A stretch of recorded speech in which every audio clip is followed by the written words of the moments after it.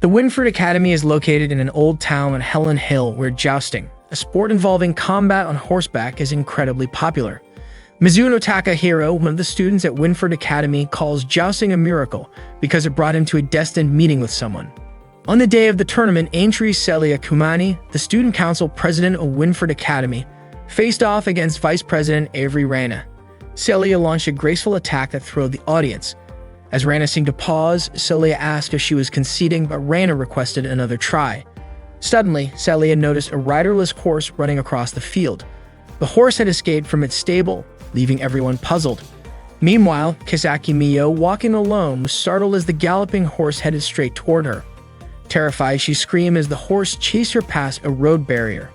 The horse grabbed Miyo's clothing with its teeth, tearing it and causing her to fall to the ground. Miyo couldn't understand why the horse was so aggressive. Just as it was about to trample her, Takahiro appeared, calling the horse Sakura. He worked to calm the rampaging horse and eventually succeeded. Relieved, Miyo watched as Takahiro removed a small piece of wood lodged in Sakura's leg, the cause of its distress. Smiling, Miyo felt at ease as Sakura regained its composure. Takahiro commented on the horse's beautiful mane, leading Miyo to believe he was complimenting her hair, only to realize he was talking about Sakura. Slightly annoyed, Miyo noticed how Takahiro's primary concern was his horse. Takahiro then asked if Miyo was hurt, and she reassured him that she was fine. Seeing Miyo's torn clothing, Takahiro offered her his uniform jacket. Grateful, Miyo thanked him. Takahiro explained that Sakura was a good horse but overly spirited, which was why she hadn't yet been assigned a jockey. Takahiro invited Miyo to ride Sakura with him, and together they rode through streets lined with cherry blossoms. Miyo admired the scenery, catching a few petals as they drifted in the breeze. It was spring, and Takahiro reflected on how much time had passed since he came to this country. Back at the jousting match, the competition between Celia and Rina continued. Celia successfully landed her lance on Rina's helmet, knocking off its decorative feathers. Declared the winner, Celia was praised by Rina for her skill, though Celia humbly noted that Rina had improved. Celia spurred her horse and rode away as the crowd cheered, convinced she could win the next tournament. Later, Takahiro and Miyo took Sakura to the river for a drink. Miyo asked if Takahiro would return to jousting now that his injury had healed. Takahiro admitted he had quit being a knight. Curious, Miyo asked why he stayed at the academy. Was he planning to joust again or switch from the knight curriculum to the squire program? At that moment, Celia appeared, calling out to Takahiro. Miyo was surprised to see her. Celia asked if Takahiro had considered her offer, leaving Miyo puzzled about their conversation. Celia explained that she wanted Takahiro to become her squire, adding that it would be fantastic if he joined her. Takahiro hadn't decided yet, but Celia assured him she'd wait for his answer, expressing her strong hope that he'd agree. Afterwards, Celia left.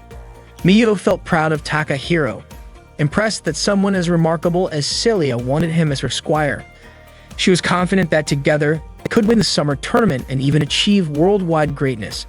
They could form an unbeatable team, just like Takahiro and Julianus once were. As Takahiro prepared to leave with Sakura, Miyo called out, asking him to wait for her. Takahiro and Miyo took Sakura to the stables, where they found Asmussen James tending to the horses. Miyo greeted him cheerfully, and James immediately asked why Takahiro had taken so long to return Sakura. Takahiro apologized, but before he could explain, Miyo jumped in, telling James about how Sakura had chased her and how Takahiro had come to her rescue. However, James pointed out that it was Takahiro's fault Sakura had escaped in the first place. James instructed Takahiro to put Sakura in the stall and feed her, and Takahiro followed his orders without complaint. While Takahiro busied himself feeding Sakura, Miyo mentioned that she would return his uniform jacket later at the cafe. As Miyo walked back to the school, she couldn't help but sniff the jacket she was still wearing, smiling to herself. Just then, Ryuzoji Akane noticed her and curiously asked what she was doing. Startled, Miyo laughed nervously and quickly changed the subject, asking Akane if her jousting practice was going well. Akane replied that she was giving it her all, no matter how close the tournament was. Miyo called her impressive and a favorite to win, though Akane brushed off the compliment, saying it was an exaggeration. Miyo added that many students in other programs had been talking about Akane, but admitted that the top favorite was undeniably Celia. Hearing Celia's name, Akane became momentarily lost in admiration, imagining Celia's incredible skill. Snapping out of it, Akane finally noticed Mio's outfit and asked why she was wearing a boy's uniform. Mio burst out laughing and explained everything to Akane. Later, while working her part-time job at the cafe, Mio found that Akane had shared the story with Hiraji Ayako, who laughed as she heard about Mio and Takahiro's unusual day. Both Akane and Ayako teased Mio, saying it seemed like she was just having a string of bad luck. Mio admitted that unlike Akane and others in the night curriculum, she had no idea how to handle horses. Ayako chimed in, saying that Takahiro was so focused on horses that he probably made things extra challenging for Mio. She shared a Japanese saying, "If you want to win over a knight, start with his horse." Mio nodded, recalling the proverb, but Ayako advised her that it wouldn't be easy since Takahiro was always inseparable from his horse. Ayako then suggested a different approach: start with his stomach. Mio's mind immediately went to carrots. Ayako joked that Mio needed to win Takahiro over, adding that once she did, he could be all hers. Excited by the idea, Mio decided to make a delicious carrot-inspired lunch as a way to thank him. That evening, while walking home, Takahiro saw two small children playing, pretending to joust.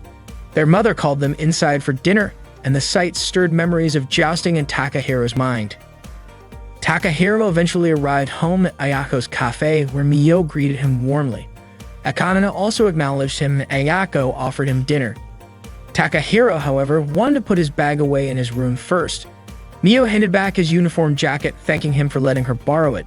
Takahiro accepted it, noticing a cherry blossom petal stuck to the fabric. He stared at it silently, lost in thought. Mio asked him what was wrong, but Takahiro said it was nothing and headed to his room. The next morning, Mio was bursting with excitement as she prepared to go to school, carrying the special lunch she made for Takahiro. Meanwhile, in Takahiro's class, their teacher explained how the role of a squire was crucial in helping knights unlock their full potential during the summer tournament. Takahiro, now part of the squire curriculum, listened intently. In the night curriculum class, the students were practicing their jousting skills with lances. Akane was in the class, diligently training alongside her peers. When the break came, Mio hurried to the stables, carrying a special lunch she had prepared for Takahiro.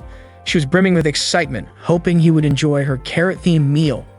When Mio arrived at the stables, she called out for Takahiro, but he was nowhere to be found. Meanwhile, Takahiro was strolling through the back garden when someone called his name.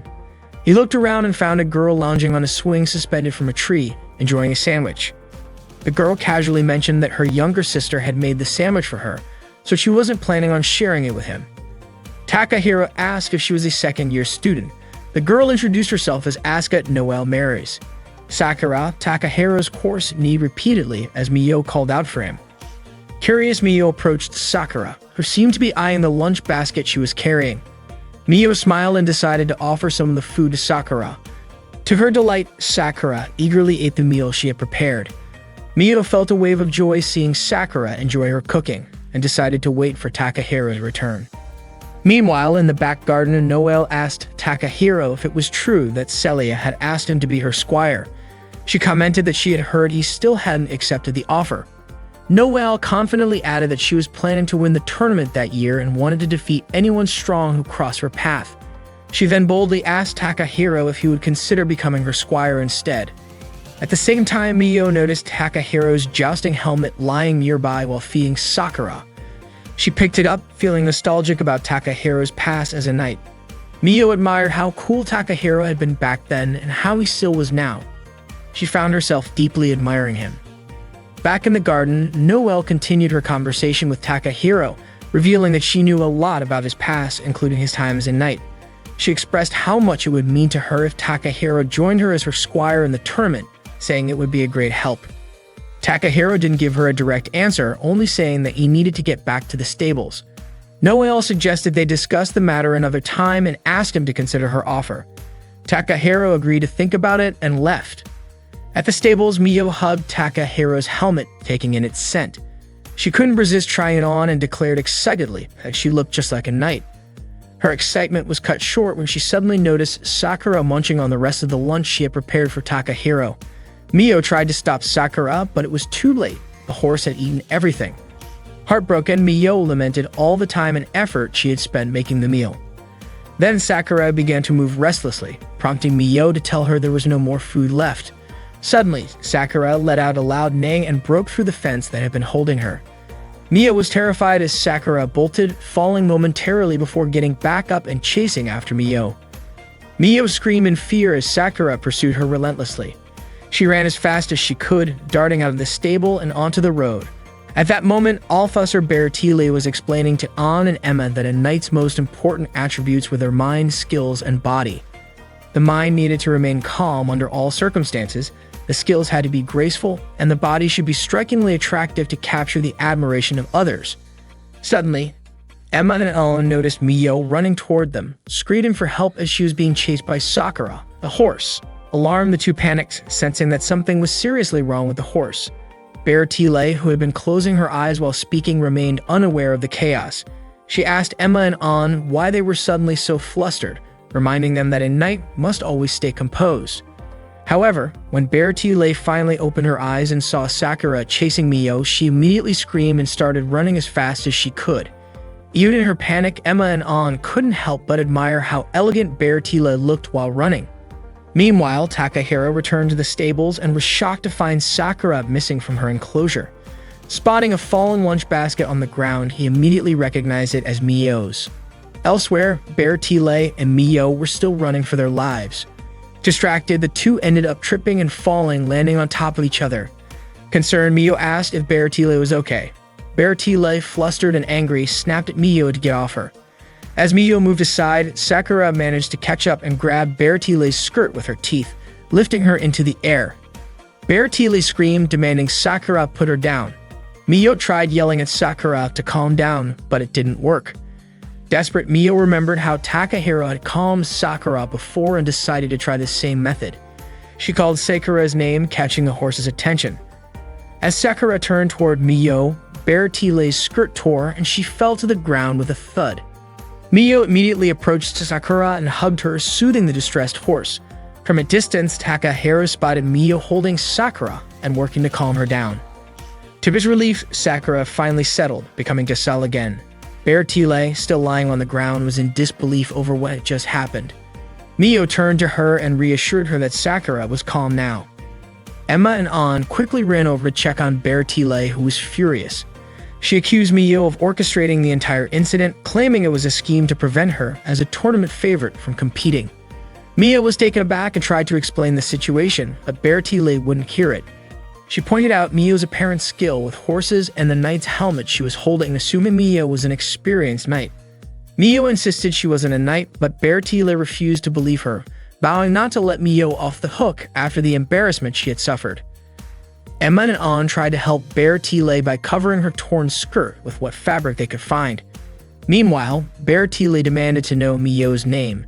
Mio introduced herself as Kazaki Mio. Hearing this, Bertile pondered whether Mio was listed in the knight curriculum. Without warning, Bertile threw a glove at Mio. Confused, Mio asked why she had done that. Bertile declared it was a formal duel challenge to defend her honor as a knight. Shocked, Mio dropped the helmet she was holding. Bertile added that since they were both knights, they should settle the matter with a joust. Mio was stunned by the proposal. Watching from afar, Takahiro couldn't believe what he was witnessing. He hadn't expected Mio to participate in a joust. Still, as he observed the unfolding events, Takahiro thought to himself that if fate truly existed, this must be part of it. Mio was startled by this sudden challenge. Takahiro approached Mio, who immediately expressed her inability to joust or duel. Just then, Sakura neighed loudly. That evening at a cafe, Mio shared her concerns about the jousting challenge, feeling utterly lost. Akane acknowledged Bertile's skill but pointed out that she often misunderstood situations and was incredibly stubborn. Ayakato asked Takahiro if the duel could simply be cancelled. Takahiro explained that he and Mio had already discussed the matter with the student council earlier that day, but Reina, speaking on their behalf, declared that the documentation submitted by Bertile was binding and could not be revoked. Mio reiterated that she couldn't joust, but Reina clarified that it was no longer a duel, but a practice match approved by the student council. Mio had no grounds to argue further. Reina also reminded Takahiro that canceling the match after the schedule was set would tarnish the honor of knights, leaving Takahiro speechless. Mio began crying in the cafe, overwhelmed by her predicament. Akane added that Mio had never studied the knight's curriculum, making the situation even more challenging. Suddenly, Mio suggested asking Celia, the student council president, for help, noting that Takahiro was acquainted with her. Takahiro argued that consulting Celia wouldn't make a difference since Rana's explanation was accurate. It would be dishonorable to tarnish Ignite's reputation. Mio, however, insisted that she couldn't duel. Takahiro then mentioned one way to avoid the duel, leaving Winford Academy entirely. Akane was shocked by this suggestion, and Mio quickly rejected the idea, stating she didn't want to leave school. If that was the case, Takahiro said Mio had no choice but to participate in the joust. Mio protested, explaining that she didn't even know how to ride a horse. Ayako, upset, demanded Takahiro take responsibility, blaming him for not being around when Mio delivered his lunch earlier. Akane agreed. Ayako then proposed that Takahiro become Mio's squire. Takahiro admitted he had already considered this, but only for the duel itself. He then asked Mio to start training with him the next day, and Mio, determined, decided to give it her all. The following day, Takahiro and Mio began training together. Mio was shocked by the size and weight of the jousting lance. It was the first time she had ever held one. Takahiro instructed her to grip the lance. Mio hesitated, asking if such a rigid lance could sometimes break. Takahiro explained that it depended on the wielder. Mio struggled to lift the lance with all her strength. Takahiro told her to get accustomed to holding it. Mio complained about its weight, but Takahiro reassured her, explaining that using a lance wasn't about brute strength but balance. He instructed her to grip the shaft firmly, lean her arm and body slightly, and keep one hand steady on her hip. Takahiro also advised her to position the lance securely, aim its tip forward, and ensure the tip didn't touch the ground. Mio tried to lift the jousting lance, but due to her lack of balance, her body was pulled along with the movement of the lance. She ended up running downhill, unable to stop, weaving through a crowd of students heading to school. Ayako saw Mio struggling and shouted for everyone to get out of the way. Mio kept yelling that she couldn't control her steps or the lance. In the chaos, the lance accidentally flipped up the skirts of several students.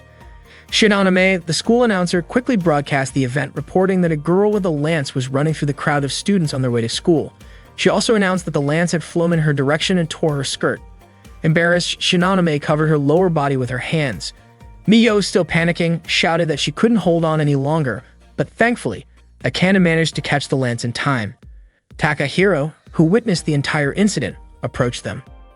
Later, Reina summoned Takahiro and Mio to the student council room. She scolded them for causing such a commotion. Mio apologized and Takahiro took the blame, explaining that it was Mio's first time and that he had pushed her too hard. Reina raised an eyebrow and questioned what he meant by first time and pushing her. She asked Mio if what Takahiro said was true. Her vague explanation made Reina doubt they were actually practicing jousting. Reina slapped Takahiro across the face and sent them away. As Takahiro and Mio walked through the school hallway, Mio apologized to him, but he told her not to worry about it. James greeted them and teased Mio for making the morning so entertaining. He also expressed surprise that Takahiro had agreed to be her squire. Takahiro clarified that it was only a temporary arrangement.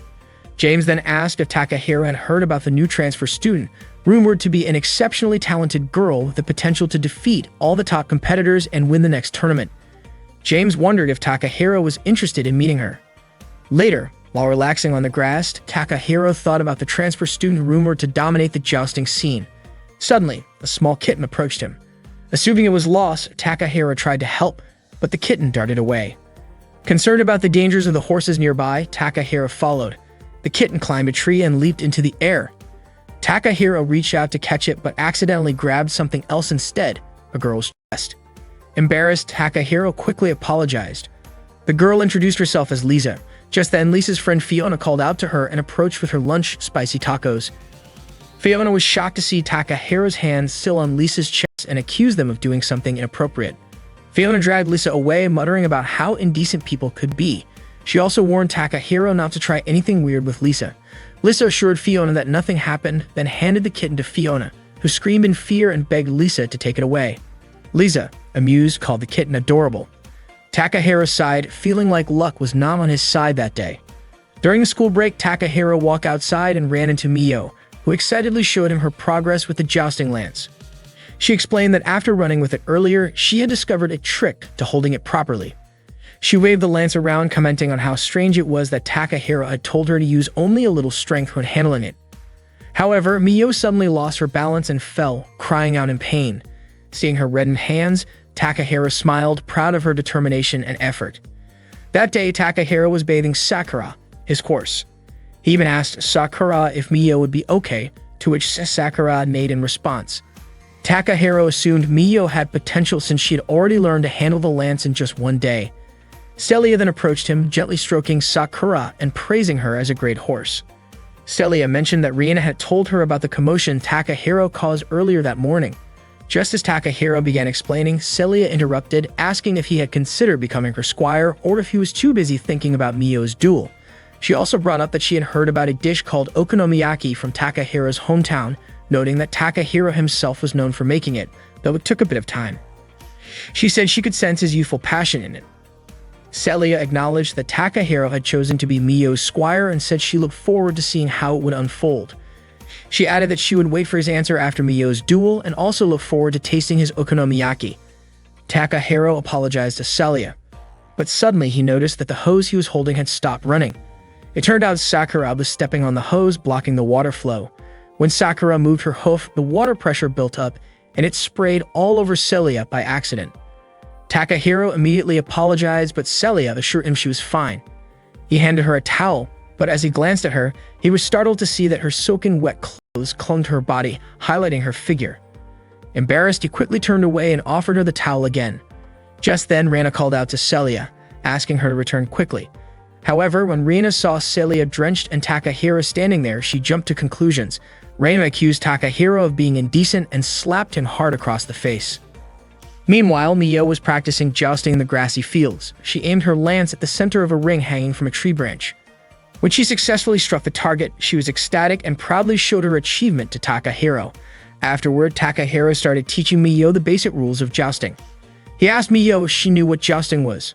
Miyo confidently replied that it was a sport where you ride a horse and use a lance to attack your opponent. Takahiro confirmed her answer and elaborated that attacking different parts of the body would yield different scores. For example, hitting the arm was worth 1 point, hitting the stomach earned 2 points, and targeting the head was dangerous and considered against the rules. Miyo nodded in understanding, but then asked, with an innocent curiosity, what would happen if someone hit the chest. She asked this while touching her own chest, which left Takahiro flustered. He quickly clarified that hitting the chest was the same as hitting the stomach, worth 2 points. Miyo then noted that earning 3 points would end the first round and that there were 3 rounds in a match. Takahiro explained all this while gently patting Miyo's head, and Miyo realized how fun jousting could be. Suddenly, a girl on horseback galloped toward Takahiro and Miyo. She pointed her lance straight at them, causing Takahiro to quickly shield Miyo with his arms. The lance stopped just inches from Miyo's face. The girl commended Miyo for her bravery, remarking on how Miyo hadn't flinched or moved her head even slightly. As she removed her helmet, it was revealed that the rider was Noelle. Miyo mentioned that she had seen a carrot at the tip of the lance, so she wasn't worried even if it came close to hitting her. Noelle assured her that she would never aim a real lance at a beginner. However, Takahiro pointed out that it would still be dangerous if the lance accidentally hit her. Noelle confidently replied that she wouldn't make such a mistake. Moreover, she had demonstrated her skills and she thought it would be better if Takahiro spent his time becoming her squire. Just as Takahiro was about to explain his reason, Noelle interrupted, saying she already knew that he wouldn't consider it until Miyo's duel was over. That was why Noelle decided she would help Miyo train. Noelle began helping Miyo with leg stretches. Miyo winced in pain and asked Noelle to go easier on her. Noelle urged Miyo to hang in there, saying that she'd get used to it soon. She explained that Miyo needed to loosen up her leg muscles as warming up would prevent injuries during the duel. Noelle kept pushing, pulling, and stretching Miyo's muscles, leaving Miyo grimacing in pain. After the stretches, Noelle introduced a strength exercise. Miyo had to carry Noelle on her back while walking. Noelle kept urging Miyo to move faster, but Miyo insisted that she couldn't go any further. Takahiro asked Miyo if she was okay, but Noelle dismissed his concern, saying he shouldn't pamper her. There wasn't much time left before the duel, and Miyo needed Spartan training. Noelle also reminded Miyo to maintain her balance. Exhausted, Miyo lost her strength, fell backward onto Takahiro, and all 3 of them tumbled downhill. They ended up lying sprawled on the ground, and Takahiro asked if Noelle and Miyo were okay. Later, Miyo was washing up in the bathroom when Noelle suddenly peeked in, startling her. Noelle commented on how beautiful Miyo's body was, fair, smooth, and free from scars or blemishes. Miyo was slightly embarrassed, realized for the first time how nice her own body looked. Noelle went on to say that she never would have guessed someone with such a gorgeous figure would be jousting. She even joked that she'd allow Miyo to keep Takahiro a little longer. As Miyo noticed scars on Noelle's back, Noelle shared her determination to win the upcoming summer tournament. Meanwhile, Takahiro was cleaning the stables when James appeared, handing him a gift for Miyo. That night, as Miyo lay in bed, she kept thinking about Noelle's dedication to training her. Unable to sleep, she picked up a book about jousting and started reading it. She even tried practicing some of the techniques from the book. The next morning, Takahiro handed Miyo the gift from James. It was a jousting uniform. Takahiro helped her put it on, and Miyo asked him to be gentle since it was her first time wearing armor. Miyo felt that Takahiro was being a bit rough as he helped her put on the armor, but the fit was extremely tight. Takahiro eventually called James over to assist. The sight of the three of them together might have looked suspiciously suggestive to an outsider, but in reality, they were simply trying to get Miyo suited up in her armor. Finally, they succeeded. James complimented the feather decorations on the armor, saying they suited Miyo and made her look like a true knight. Miyo, confused, mentioned that she didn't have feathers, not realizing it was a metaphor for the ornamentation on the armor. James encouraged her to take good care of the old armor and suggested she polish it to bring out its shine. He wished Miyo success in her upcoming duel. James then showed Miyo Sakura, now fully equipped with protective gear. Miyo was in awe at how impressive Sakura looked. James remarked that although Sakura could be a bit mischievous, she was a good horse, and it seemed like she had taken a liking to Miyo. Overwhelmed with gratitude, Miyo hugged Sakura tightly, promising that they would do their best together. She thanked James for everything. Next, Takahiro handed Miyo a helmet, saying she couldn't joust without it. Miyo was surprised and touched that Takahiro would give her his own helmet. She thanked him and tried it on immediately, asking for his opinion on how she looked. Takahiro smiled and told her she looked amazing. With everything ready, Takahiro declared that they were going to train hard that day. Miyo, still trying to catch her breath from all the preparation, pleaded for him to go easy on her. However, Takahiro firmly stated that he wouldn't hold back, not even for his parents, siblings, or, after a slight pause, even his girlfriend. Hearing the word girlfriend, Miyo blushed deeply but quickly shook it off, resolving to give the training her all. Miyo had to duel a knight named Bertile due to a misunderstanding. Not knowing anything about jousting, she spent her days training and learning the basics. Noelle taught Miyo how to properly hold a jousting lance and how to aim it at her opponent. Noelle reminded Miyo to keep her grip firm. Instead of teaching seriously though, Noelle got distracted by squeezing Miyo's chest and even guessed her bust size as 84C. After that, Noelle taught Miyo how to ride a horse. Since it was Miyo's first time, she struggled to find the correct sitting posture. Noelle instructed her to sit up straight. When practicing in armor, Miyo kept getting hit repeatedly. Takahiro advised her not to fear her opponent's lance and to attack first, as dodging could be even more dangerous. The day before the match, Takahiro asked Sakura to look after Miyo. While walking in the back garden, Takahiro suddenly saw Lisa's cat strolling by. He chased after it, caught it, and told the cat not to roam around the area to avoid being hit by horses. The cat meowed in response. Nearby, Lisa and Fiona were sitting together. Fiona called out to Takahiro, who handed her the cat. Fiona told him not to give it to her, suspecting that he was trying to peek at her underwear from his angle. Lisa then remarked that Miyo's technique in holding the lance, riding the horse, and moving her body was all wrong. According to Lisa, letting Miyo duel in that state would be pointless. Takahiro said it was up to Miyo's decision. Besides, Miyo wasn't focused on winning or losing. She just didn't want to run away from the duel. Fiona asked if that meant Miyo was merely participating without intending to win.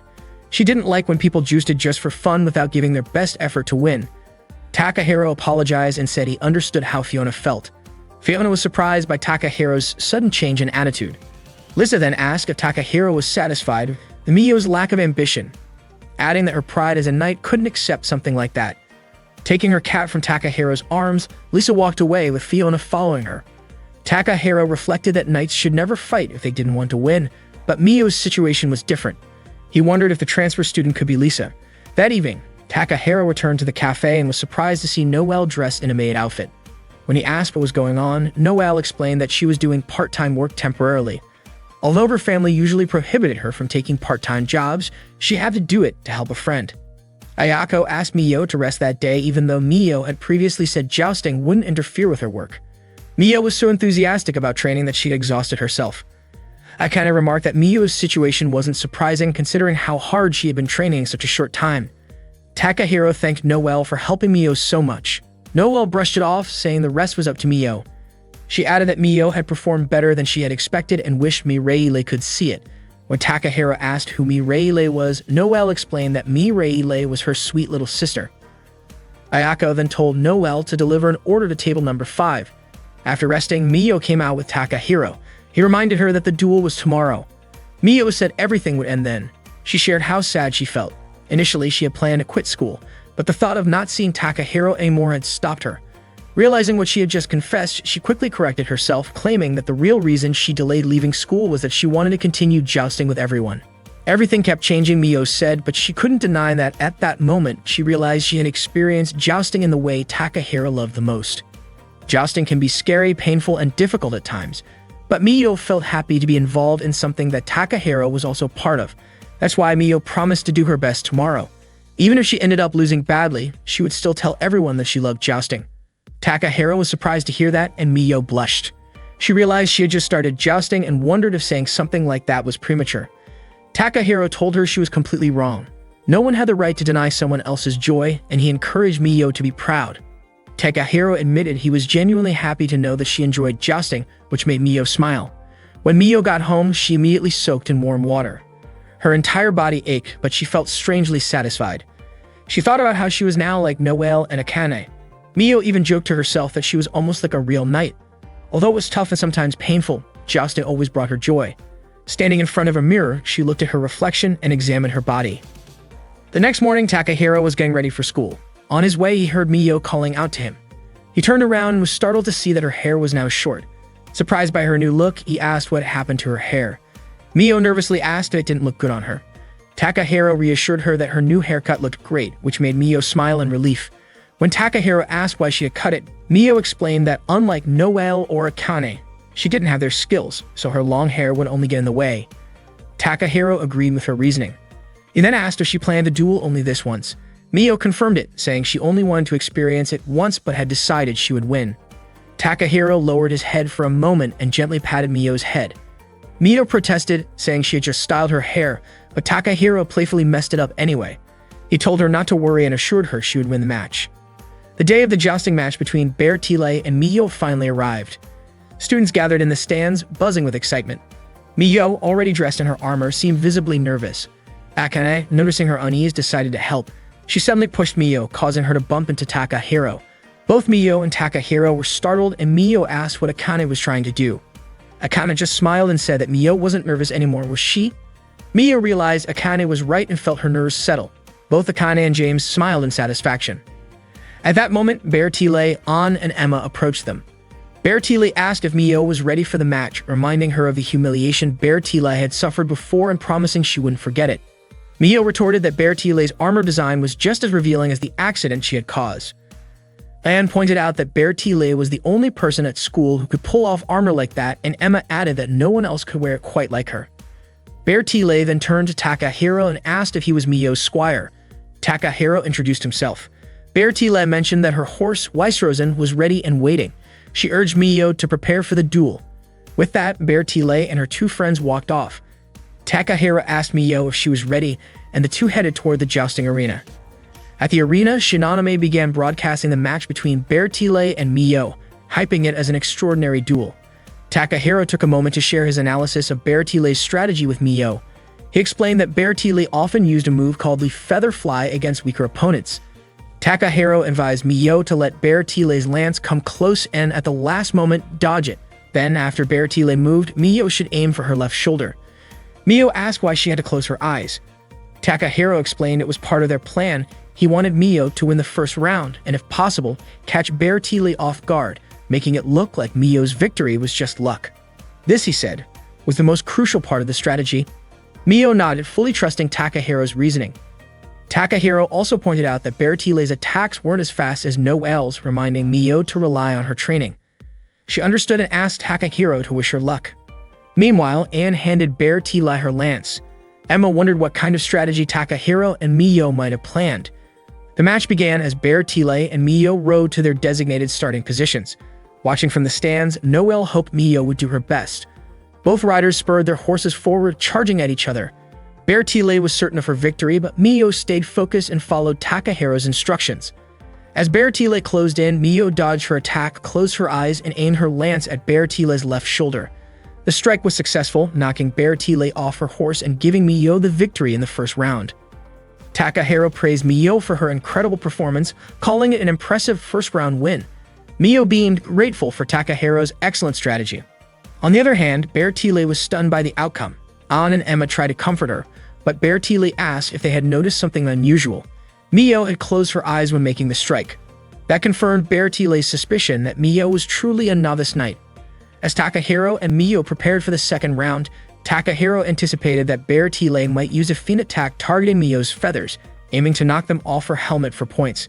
Bertile, fueled by pride, was determined to crush Miyo.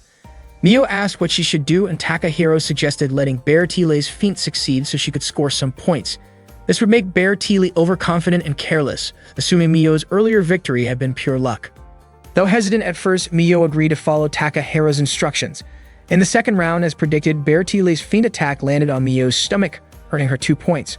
Watching from the stands, James recognized Takahiro's clever strategy to let Bertile score, while Noelle and Akane praised both Takahiro's planning and Miyo's ability to follow through. Bertile, on the other hand, was perplexed.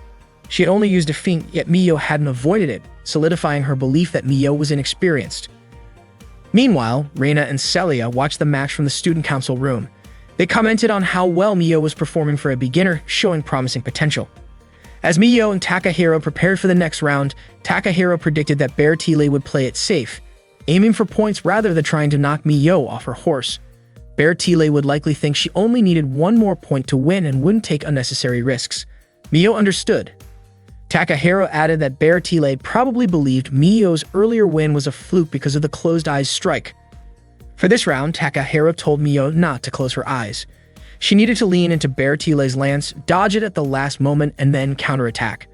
Takahiro instructed Miyo to strike Bertile's arm with as much force as possible. Miyo hesitated but eventually nodded, reassured by Takahiro's confidence in her.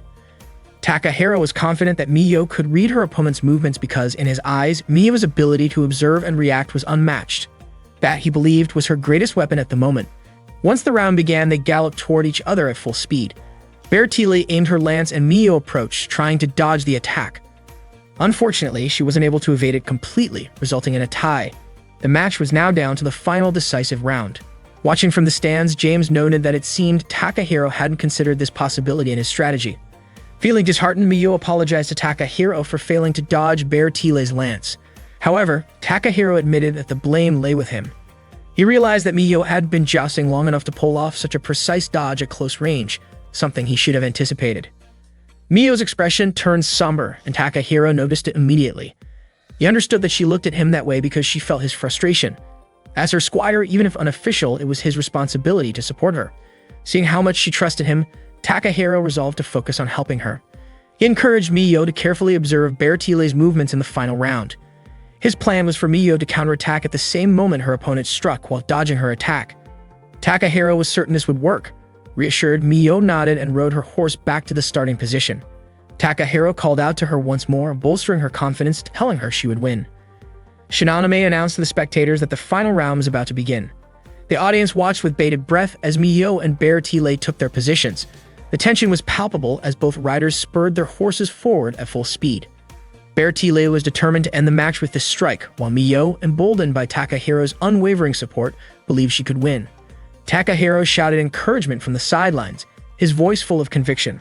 The bond between a knight and her squire shone brightly as their shared love for jousting fueled their determination. As the two riders closed in, Bertile aimed for a feather fly attack. But Miyo managed to dodge her strike and countered with precision, hitting Bertile and forcing her to drop her lance. The match was over. Miyo had won. The crowd erupted into cheers and applause. Miyo was overjoyed with her victory, unable to contain her excitement. From the Academy's garden, Lisa and Fiona observed the match. Fiona dismissed Miyo's victory as mere luck, but Lisa had a hunch that Takahiro was not just some ordinary guy. Similarly, Reina and Celia watched from the student council room. However, Bertile, ever noble, told her friends that the match had been a fair contest between knights and as such, they should congratulate the victor. That, she said, was the essence of being a noble. After dismounting from her horse, Miyo ran toward Takahiro and threw her arms around him in a heartfelt embrace. Overcome with emotion, she thanked him for guiding her to victory. Then, realizing her enthusiasm, Miyo pulled away and apologized for her recklessness earlier, expressing her deep gratitude not only to Takahiro but also to Noelle, Akane, Ayako, and Sakura. That day, under the blooming cherry blossoms, a young knight was born at Winford Academy. That night, Mio and the others raised their glasses to celebrate her victory in the jousting match against Bertie Lay. Mio was deeply grateful to everyone who had helped her. Akane complimented Mio on her outstanding performance. Suddenly, Noelle came up from behind Mio and grabbed her chest, playfully remarking that Mio had something nice. Startled, Mio attributed her success to Takahiro, but Takahiro reassured her, saying she had worked hard. Akane agreed, adding that while Bertie Lay wasn't as formidable as expected, she was still decent. She also mentioned that even though Mio was just a beginner, she had managed to win. Mio smiled at the compliment. Noelle noted how Mio's counterattack at the last moment was absolutely perfect. Akane praised Mio's exceptional ability to read the match, but suggested that she should have moved her arm further inward during the second round. Hearing Akane's critique, Ayako urged her to stop, reminding them that Mio was done with jousting.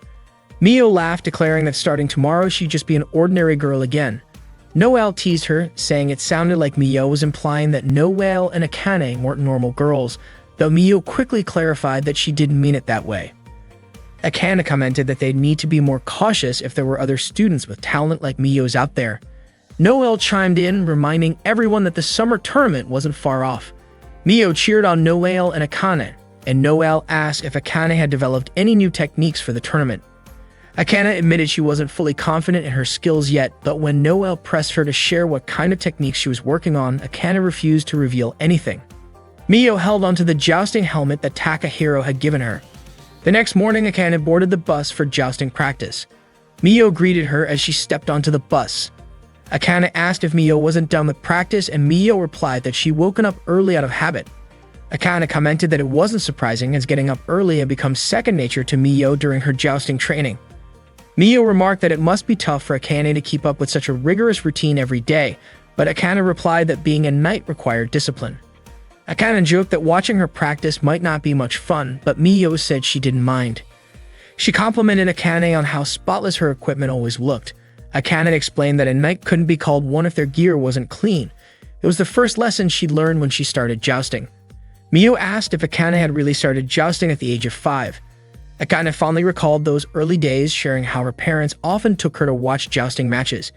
It was during one of those moments that she realized she wanted to become a knight, calling it her destiny. When they arrived at the training grounds, they noticed a knight in black armor. The knight galloped across the field, aiming their lance at various targets, hitting each one flawlessly. Impressed, Mio commented on the knight's incredible skill. Akane speculated that the knight must be in Class A like herself, though she had never seen that armor before. She guessed the knight might be a new student. The mysterious knight left the training grounds without saying a word. In the student infirmary, Ayako was examining Takahiro's leg. He mentioned he was still feeling pain from his old injury. Ayako assured him that the injury should have healed by now, that whether he could become a knight again depended on how he felt. If the pain persisted, she advised him to consult a specialist. Fiona and Lisa entered the infirmary to grab some bandages, but from behind the curtain, Ayako and Takahiro's positions made it look as though something inappropriate was happening. Fiona, shocked, quickly blocked Lisa from seeing further. During class, Mio was playing with a knight figurine on horseback instead of focusing on her lessons. She glanced out the window, watching others practice jousting. The teacher approached her, urging Mio to pay attention to the lesson. After school, Mio went to watch the knights train instead of heading home. It seemed like she still had a longing for jousting. Even during her part-time job at a cafe, she found herself using a tuning fork on a sandwich she had prepared, pretending it was a lance. Ayako arrived and was surprised to see Mio had already finished assembling the sandwiches. Mio greeted her with a smile. That evening, Mio soaked in the bath, staring at the scratch on her hand, a mark left from her jousting days. After finishing her bath, she looked at her slightly dirty jousting helmet. Unable to leave it as it was, she began to clean it. The next day, Takahiro went to the jousting practice grounds and noticed a few jousting lances lying around. He reached out to pick one up, wanting to relive his memories of jousting, but he hesitated and decided against it. In the backyard, Lisa and Fiona were pushing a cart full of jousting equipment. Fiona suddenly stopped, complaining of exhaustion. She grumbled about why she and Lisa had to move such heavy loads, calling it old-fashioned to make first-year students do all the cleaning. Fiona suggested they stop, arguing that tasks like these should be given to those without talent. She was confident that if Lisa won the summer tournament, they wouldn't have to deal with such chores anymore. Just then, Akane approached them and asked if they were first years. She criticized their behavior, reminding them that they wouldn't win without the equipment. Fiona scoffed at Akane's words, dismissing her concern and claiming that equipment had nothing to do with someone's abilities. Akane retorted that a true knight never forgets to show gratitude toward their gear. Fiona cut her off, mockingly calling jousting a stupid competition, which shocked Akane. Fiona went on to ridicule the knight curriculum, saying it was pathetic how students from that program lost to regular students. She called the program low-level and confidently claimed that if all the upperclassmen were like Akane, not only would Lisa win, but she might even dominate. Akane warned Fiona not to be overconfident. Fiona taunted her further, asking if Lisa would show her skills right there and then. Akane responded that a wise knight never wields their lance without careful consideration. Fiona smirked, guessing that Akane would be humiliated if she were defeated by a first year. Lisa, stepping in, said she didn't mind settling things immediately. Akane and Lisa quickly put on their armor and mounted their horses. As they began their match, Noelle, who was lounging on a tree swing nearby, was startled when Akane and her horse dashed past. Takahiro, also nearby, grew curious about what Akane was up to. Akane rode straight to the training grounds, where Lisa appeared wearing the same black armor Akane had seen before. Fiona cheered Lisa on, sarcastically telling her to go easy on the upperclassmen. Takahiro arrived at the scene and asked what was going on. Fiona was startled to see Takahiro, referring to him mockingly as the pervy upperclassman. She told him they were clearly about to duel and yelled at Lisa to score points quickly. Takahiro, concerned, asked if they had gotten permission to fight, to which Fiona nonchalantly replied that they hadn't. Takahiro shouted at Akane, urging her not to make such a reckless decision, but it was clear neither of them intended to back down. Meanwhile, Mio was feeding Sakura, her horse, and thanked him. She admitted she wouldn't have won without him letting her ride. Mio wondered aloud who might ride Sakura in the summer tournament. Just then, James approached her, calling out her name. Surprised, Mio turned to him and said she was planning to return the armor she had borrowed. James noticed it had been cleaned and told her it was a gift from him. He asked if she no longer needed it, but Mio couldn't bring herself to respond. She quickly excused herself, saying she had to get to work. Back at the practice field, Akane and Lisa were gearing up for their match. As they launched their horses forward, Akane counted down from 3 before making her move. She attacked, but Lisa read her strategy effortlessly. Lisa noted that while Akane's aim was precise, her intentions were far too obvious. Lisa dodged the attack and retaliated with a strong strike, but it wasn't enough to knock Akane down. Fiona and Takahiro watched from the sidelines. Takahiro started to realize that the rumors about Lisa's skill were true. Akane acknowledged Lisa's impressive talent, but remained confident that Lisa wouldn't let her guard down even while leading. Elsewhere, Mio was by the riverbank when she noticed a jousting match in progress. During the second round, both knights charged at each other, but neither was unseated. Their lances merely clashed mid-air, resulting in a draw. Frustrated, Fiona shouted, complaining about the outcome and taunting Akane, asking if she even knew when to quit. Akane shook her head, incredulous at the defiance of such a troublesome underclassman at Winford Academy. Fiona replaced Lisa's lance and told her to win the next round. Lisa nodded while Akane decided to use her new technique, even though it wasn't perfected yet. She was determined to try. Mio, rushing toward the match, finally realized it was Akane who was dueling. As Akane and Lisa started the third round, they charged forward on their horses, lances ready. Akane launched her attack, but Lisa, analyzing her movements, thought it was the same as before and deemed the effort futile. Initially, Lisa dodged successfully, but Akane quickly pulled her lance back for another strike. With confidence in her move, Akane thrust her lance again, hitting Lisa's arm. Fiona, puzzled, turned to Takahiro and asked what had just happened. Takahiro explained that the move was called a double attack. Both he and Mio praised Akane's impressive use of her new technique. Lisa called Akane annoying but admitted she was strong. For the first time, Lisa felt she had a truly formidable opponent. Fiona acknowledged that the third round was surprising but noted that the score remained tied. She remained confident that Lisa wouldn't lose to Akane. Suddenly, Noelle arrived on horseback riding toward Takahiro and Fiona. She informed them that Rina, the student council vice president, was on her way. Fiona asked why that mattered. Noelle explained that matches without school approval were prohibited, and if the student council found out, neither Akane nor Lisa would be allowed to participate in the summer tournament. Fiona panicked, exclaiming that Lisa had to be in the tournament. However, Lisa and Akane had already begun their fourth round. Noelle and Fiona shouted at them to stop, but their efforts were in vain. Takahiro quickly borrowed Noelle's horse and raced the field. Picking up one of the lances used in the match, he charged toward Akane and Lisa. Just as their lances were about to clash, Takahiro struck both lances, deflecting them to prevent any contact. His sudden action left Akane and Lisa stunned. Miyo, watching from a distance, observed Takahiro's bold move. At that moment, Rana arrived with two other student council members. She sternly told Akane and Lisa that dueling was not allowed. Takahiro, stepping in, asked Rana what the issue was. Rana questioned Takahiro about his presence there. Thinking quickly, Takahiro explained that they were simply helping Lisa, the new student, practice horseback riding. Rana had accepted his explanation as a misunderstanding, though one of her companions seemed skeptical. Rana warned them not to trouble the student council again, and both Takahiro and Akane nodded in agreement. Rana then led her companions away. Once they were gone, Fiona sighed in relief, grateful that the student council hadn't uncovered the truth. Noelle complimented Takahiro, and Akane expressed her gratitude, saying he had saved both her and Lisa. She marveled at how he had deflected two lances simultaneously, comparing his skill to that of a god. Takahiro glanced at his hand, seemingly lost in thought. Lisa, however, called him reckless, questioning if there wasn't another way to resolve the situation. She also remarked that his hand must be numb by now. Akane turned to Lisa, saying that unfortunately they would have to settle their match during the summer tournament. Lisa smiled, saying she looked forward to it. Noelle then introduced herself to Lisa, solidifying their newfound camaraderie. Meanwhile, Miyo continued to watch from afar. Her heart stirred as she thought about her desire to be more than a spectator. Even though she didn't think she was as skilled as the others, she longed to ride Sakura again. She wanted to be like Akane, Noelle, and Takahiro, a true knight. Finally, unable to hold back, Miyo ran toward them, shouting that she loved jousting and wanted to join the tournament. Her sudden declaration left everyone surprised. And so the wheel of fate turned once more, signaling the start of a new season for the Knights. Miyo approached James, calling out to him. It seemed she wanted to borrow the armor again. That day, Miyo signed up to participate in the summer joust tournament. She handed her application to Reina, the vice president of the student council. Of course, Miyo's application wasn't immediately accepted because throughout the history of Winford Academy's summer joust tournament, no regular student had ever attempted to register.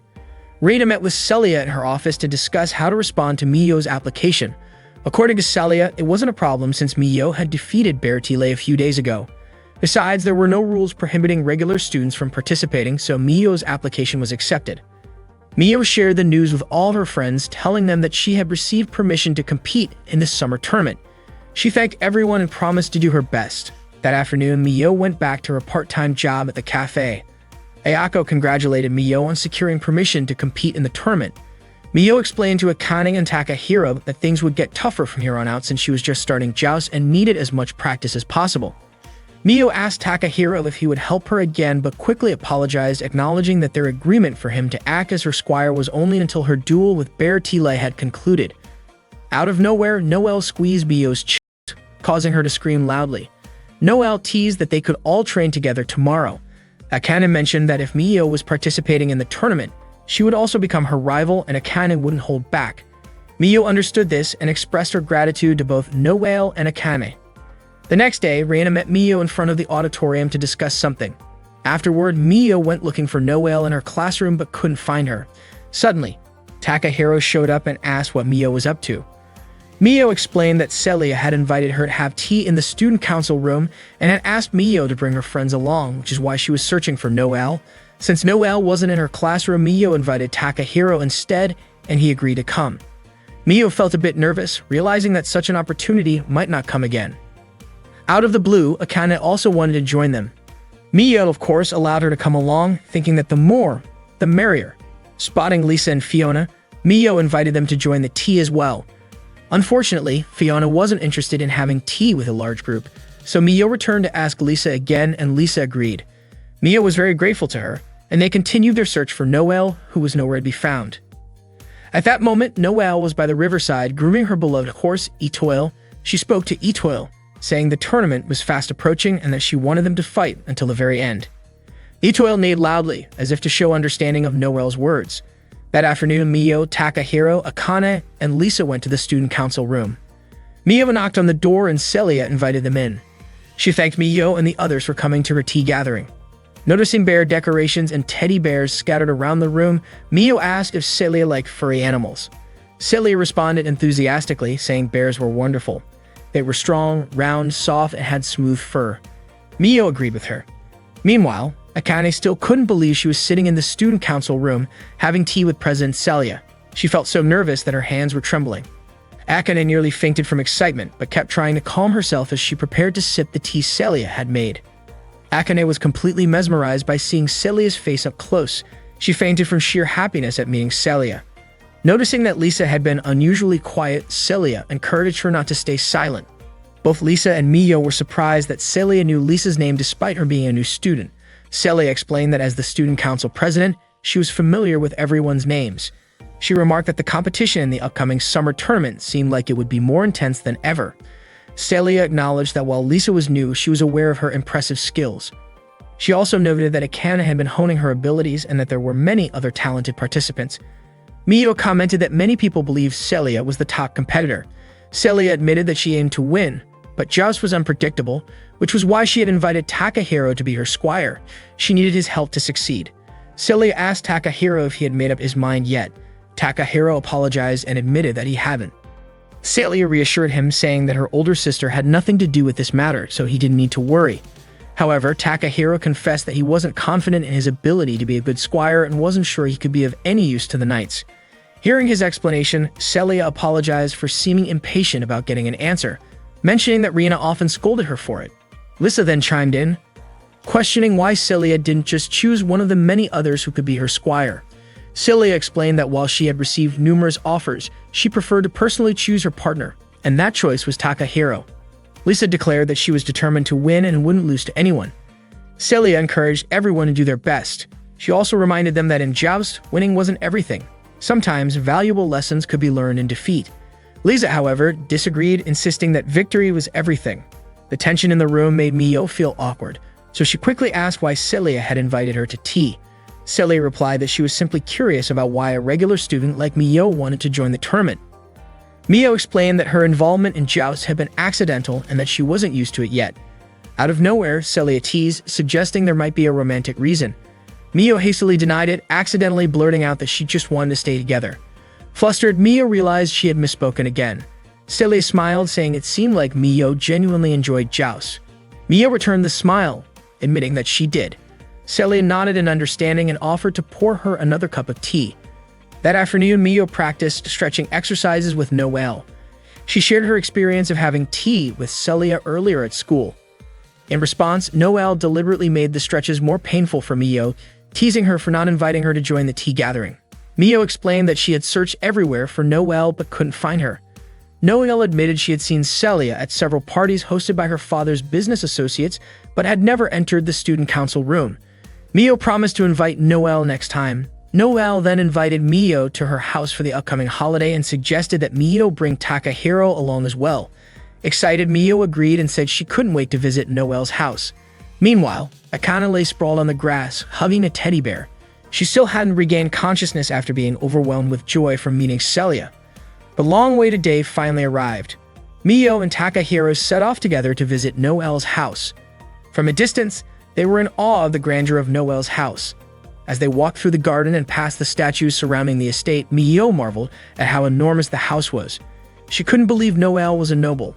That's when Takahiro remembered Noelle's full name, Ascot Noelle Maris, belonging to the renowned Ascot Marcos family, famous throughout Helen's Hill for their immense wealth. Noelle greeted Mio and Takahiro warmly, thanking them for coming to her home. Mio asked if Noelle was really the successor to the Marquisate. Noelle humbly responded that the title belonged to her father and she was just herself. She then invited them inside. Before entering, Takahiro noticed a broken knight statue in the front yard and Mio couldn't understand why it was in ruins. As they stepped into the house, Takahiro cautioned Mio to be careful not to break anything, and she nodded earnestly. Inside, Noelle introduced her younger sister, Mireille, to Mio and Takahiro. Mireille greeted them cheerfully and introduced herself as Ascot Mireille Maros. She expressed how happy she was to meet them, having heard so much about them from Noelle. Mio returned the greeting and remarked how kind Noelle was to everyone. Mireille admitted she recognized them because Noelle frequently talked about them. Mio and Takahiro suggested Mireille call them by their first names to feel more at ease. They sat down for tea, which Mireille seemed to enjoy. Mio mentioned that Ayako had taught her how to make it. Curious, Mireille asked who Ayako was. Takahiro explained that Ayako was the doctor at Winford Academy and also the manager at Tart Time. Mio then added that Noelle worked at Tart Time too, which caused Noelle to quickly cover Mio's mouth. Mireille then decided to read Takahiro's fortune using her cards. Mio eagerly wondered if the cards would reveal Takahiro's future romantic partner. Noelle interpreted the cards, saying that Takahiro would soon fall in love with someone close to him. Both Mio and Noelle were intrigued and asked if it was true, but Takahiro hesitated and asked them not to press the matter. Mireille asked if the fortune wasn't accurate, but Takahiro didn't outright deny it. Mio joked that in manga, people sometimes don't realize when they're falling in love. Noelle grew curious about who might make Takahiro fall for them. Mireille playfully asked who the closest person to Takahiro was, and he responded that it was James. The answer made everyone wonder if Takahiro might be gay. Takahiro was taken aback and asked how they could jump to such a conclusion. Mio then asked if there was anyone else he was close to, suggesting perhaps his horse. Takahiro admitted he did have a strong fondness for horses. Mireille understood, explaining that she loved horses too because they were born to run, exuded elegance with their perfect forms, and were truly extraordinary creatures. Noelle chimed in, mentioning Mireille's passion for jousting and horses. Mireille elaborated, saying that in jousting, the bond between the horse and rider was paramount. They put everything on the line for a single charge, which she found noble and inspiring. After their conversation, Mireille invited them to visit the flower garden around the estate. She introduced them to several flowers, including English primroses and snowdrops. Mio was enchanted by the beauty of the blossoms. Mireille asked Mio if she was also a knight. Mio explained that she was just a beginner. Takahiro commented that it was his first time visiting such a beautiful flower garden, and Mireille revealed that she was the one who cared for it and had full authority over its upkeep. Takahiro complimented the garden, saying it was so beautiful because the person tending it was beautiful too. Mireille blushed at his words. Mio remarked that Takahiro had suddenly become quite poetic that day, which made Mireille smile. The day felt so enjoyable, and Mireille asked Takahiro and Mio to visit her house again sometime. Both Takahiro and Mio promised that they would definitely come back to spend time with her. Noelle thanked Mio and Takahiro for coming and offered to walk them to the front door. Suddenly, the door swung open. It was Noelle's father returning home. Mireille quickly greeted him. Noelle's father noticed Mio and Takahiro and asked if they were Noelle's friends. Takahiro and Mio promptly introduced themselves by their full names. Smiling, Noelle's father shook their hands and thanked them for being kind to his daughters. He then asked how they had become friends. Mio explained that they were all students at Winford Academy. Upon hearing Winford Academy, Noelle's father immediately guessed that Takahiro and Mio were involved in jousting. Noelle confirmed this, adding that she had invited them over and that Mireille had been delighted to meet them. However, Noelle's father abruptly told Mio and Takahiro to leave the house and walked away. Noelle apologized for her father's rudeness, but Takahiro assured her it wasn't necessary, and Mio told her not to worry about it. Noelle explained that Mireille had loved jousting ever since she was a child. Even though Noelle had tried to protect her, Mireille had gotten injured yet still declared her wish to become a knight. Noelle participated in jousting for Mireille's sake. She believed that the stronger she became, the happier Mireille would be. For that reason, Noelle vowed she wouldn't lose to anyone. Later, at the cafe, Ayako asked Takahiro about the Marcus Ascot's estate. Takahiro responded by asking if Ayako knew about Noelle's family.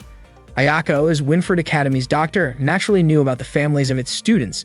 Takahiro guessed that the Marcus didn't hold a favorable view of jousting, likely because of Mireille's injury. That evening, Noelle bathed Mireille and told her she was determined to win the upcoming summer tournament. Mireille smiled, looking forward to her sister's victory.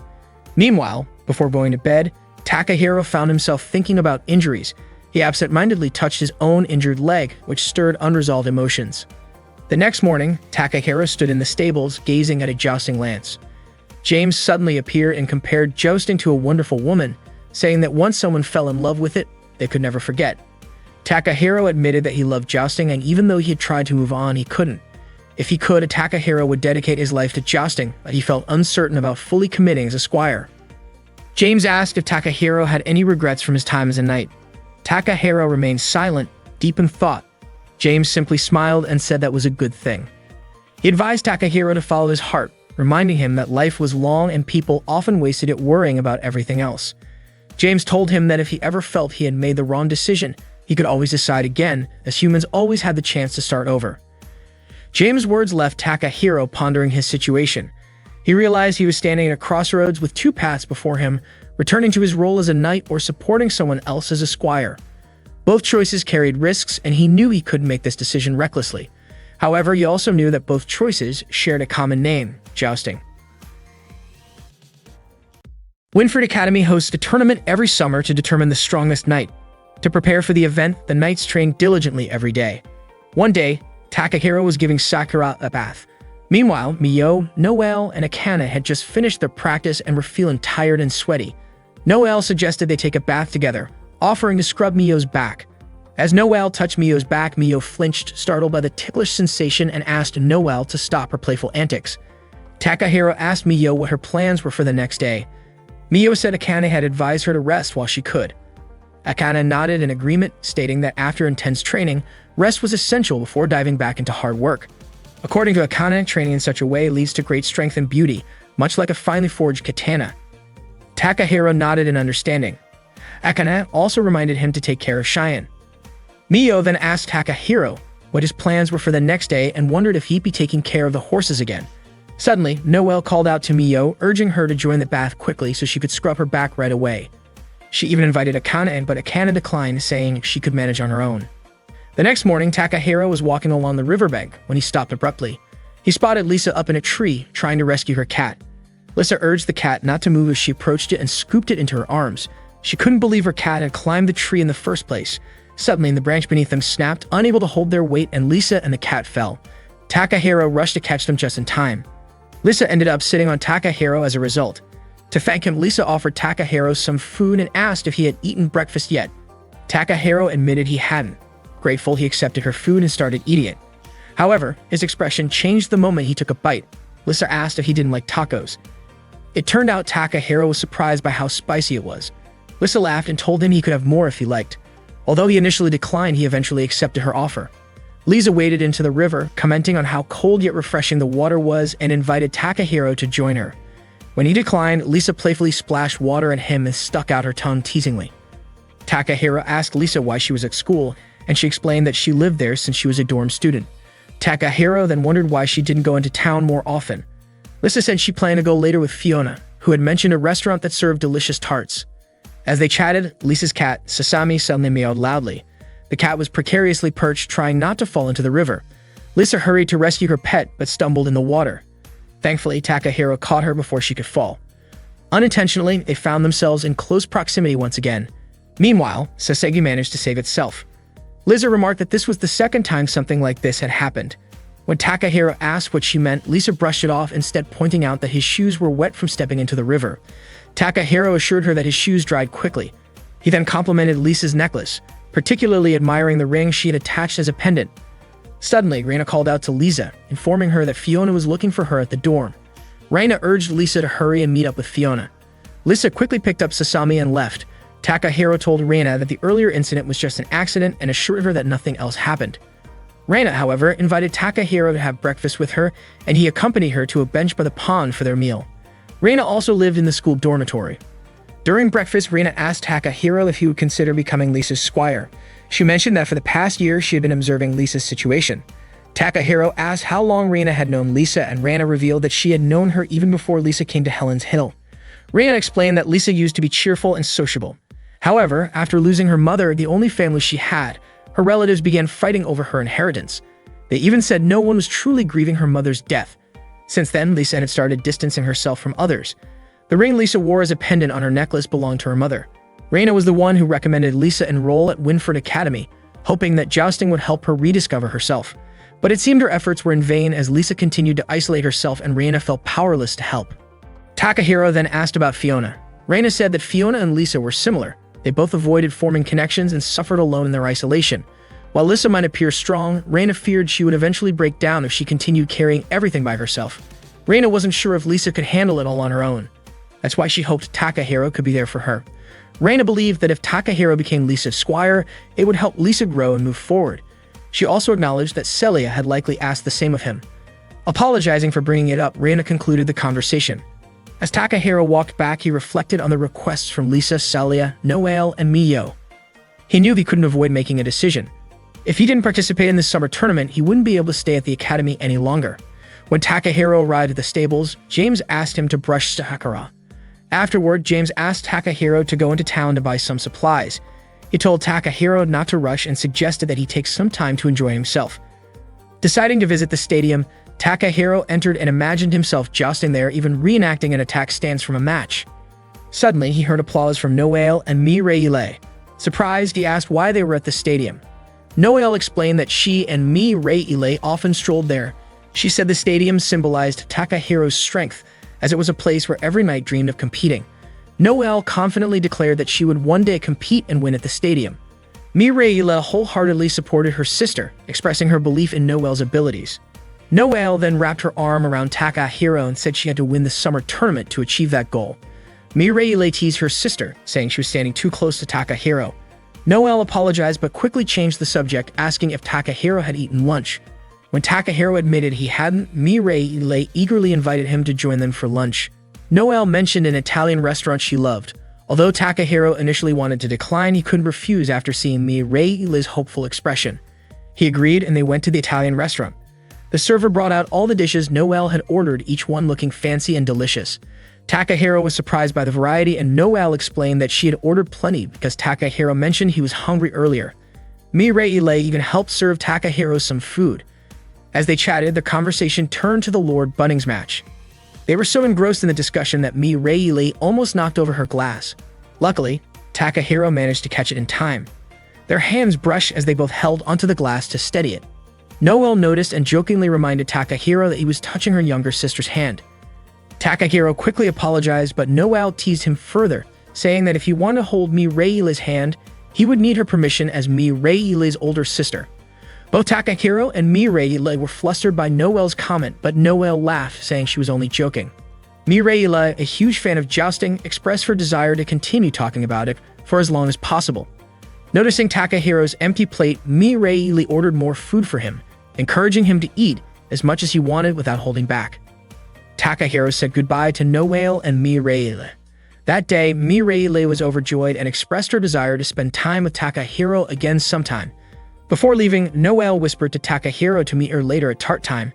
Noelle then invited Mireille to go flower shopping with her. Feeling like he had eaten too much, Takahiro decided to go for a walk. Unfortunately for him, he bumped into Akane, who offered him more food. Akane handed him an umeboshi onigiri, saying that a healthy body leads to a healthy mind. She added that the onigiri might remind him of life in Japan. When Akane encouraged him to eat, Takahiro hesitated, already feeling full. But with no way to decline politely, he forced himself to eat it and complimented its taste. Akane smiled and said that eating properly was the first step toward improving one's skills in jousting. Takahiro asked if Akane thought about jousting even during holidays. She replied that there wasn't much time left before the summer tournament, and she wanted to become even a little stronger. Before parting, Akane asked if Takahiro could meet her at tart time later that evening. Takahiro agreed, and Akane said goodbye, thanking him again. As she walked away, Takahiro thanked her for the onigiri, and she turned to smile warmly at him. Continuing his walk, Takahiro visited the flower garden, where he spotted Celia. He approached her and asked why she was there. Celia replied that there didn't need to be a specific reason to visit such a beautiful place. When Takahiro asked if she often came there, Celia said she found the place calming and relaxing. Takahiro agreed, mentioning that he had discovered the garden when he first arrived in the country.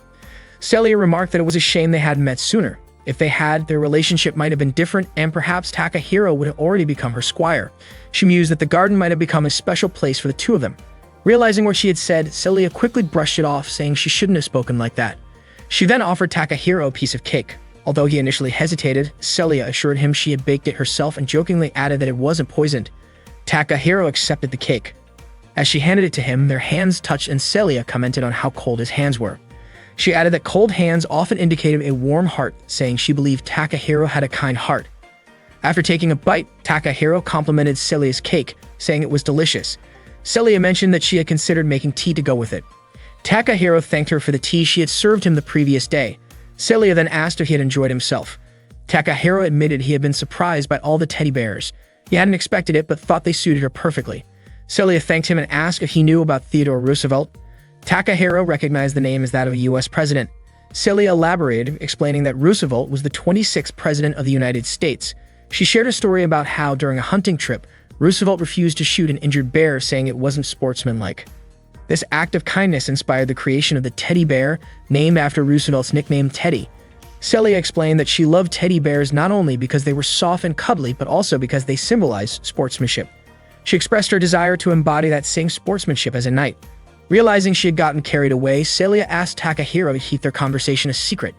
Takahiro promised to do so and said he would treat Celia next time as a thank you for the tea. Celia smiled and said she would look forward to it. Takahiro began his walk home, thinking he had spent too much of the day being lazy. Suddenly, Mio called out to him. She was sitting with Bertile, Emma, and An, enjoying a tea gathering. Takahiro approached them and asked Mio what they were up to. Mio explained that she had made some sweets for Takahiro earlier, but he hadn't been around to try them.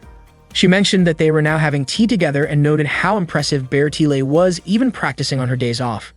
Apparently, Bertile trained more than necessary, even to the point of exhaustion, but her dedication never wavered. Bertile smiled and commented that it was destiny for her and Mio to meet. Mio offered Takahiro some of the sweets she had made, assuring him they were delicious. However, Takahiro apologized, explaining that he couldn't eat anymore. Mio insisted that he shouldn't feel shy around her, but Takahiro seriously insisted he was too full. Just then, a squirrel fell onto Mio's head. It climbed down to her arm, and Mio, enchanted by its cuteness, offered it something to eat. Bertile mentioned that during this season there weren't any acorns or sunflower seeds available. An added that squirrels are omnivorous and can eat a variety of things. Mio decided to offer the squirrel some of her cake, and the little creature happily devoured it. Everyone admired how adorable the squirrel looked as it nibbled on the treat. Suddenly, Aim pointed out to Bertile that more squirrels were gathering around them.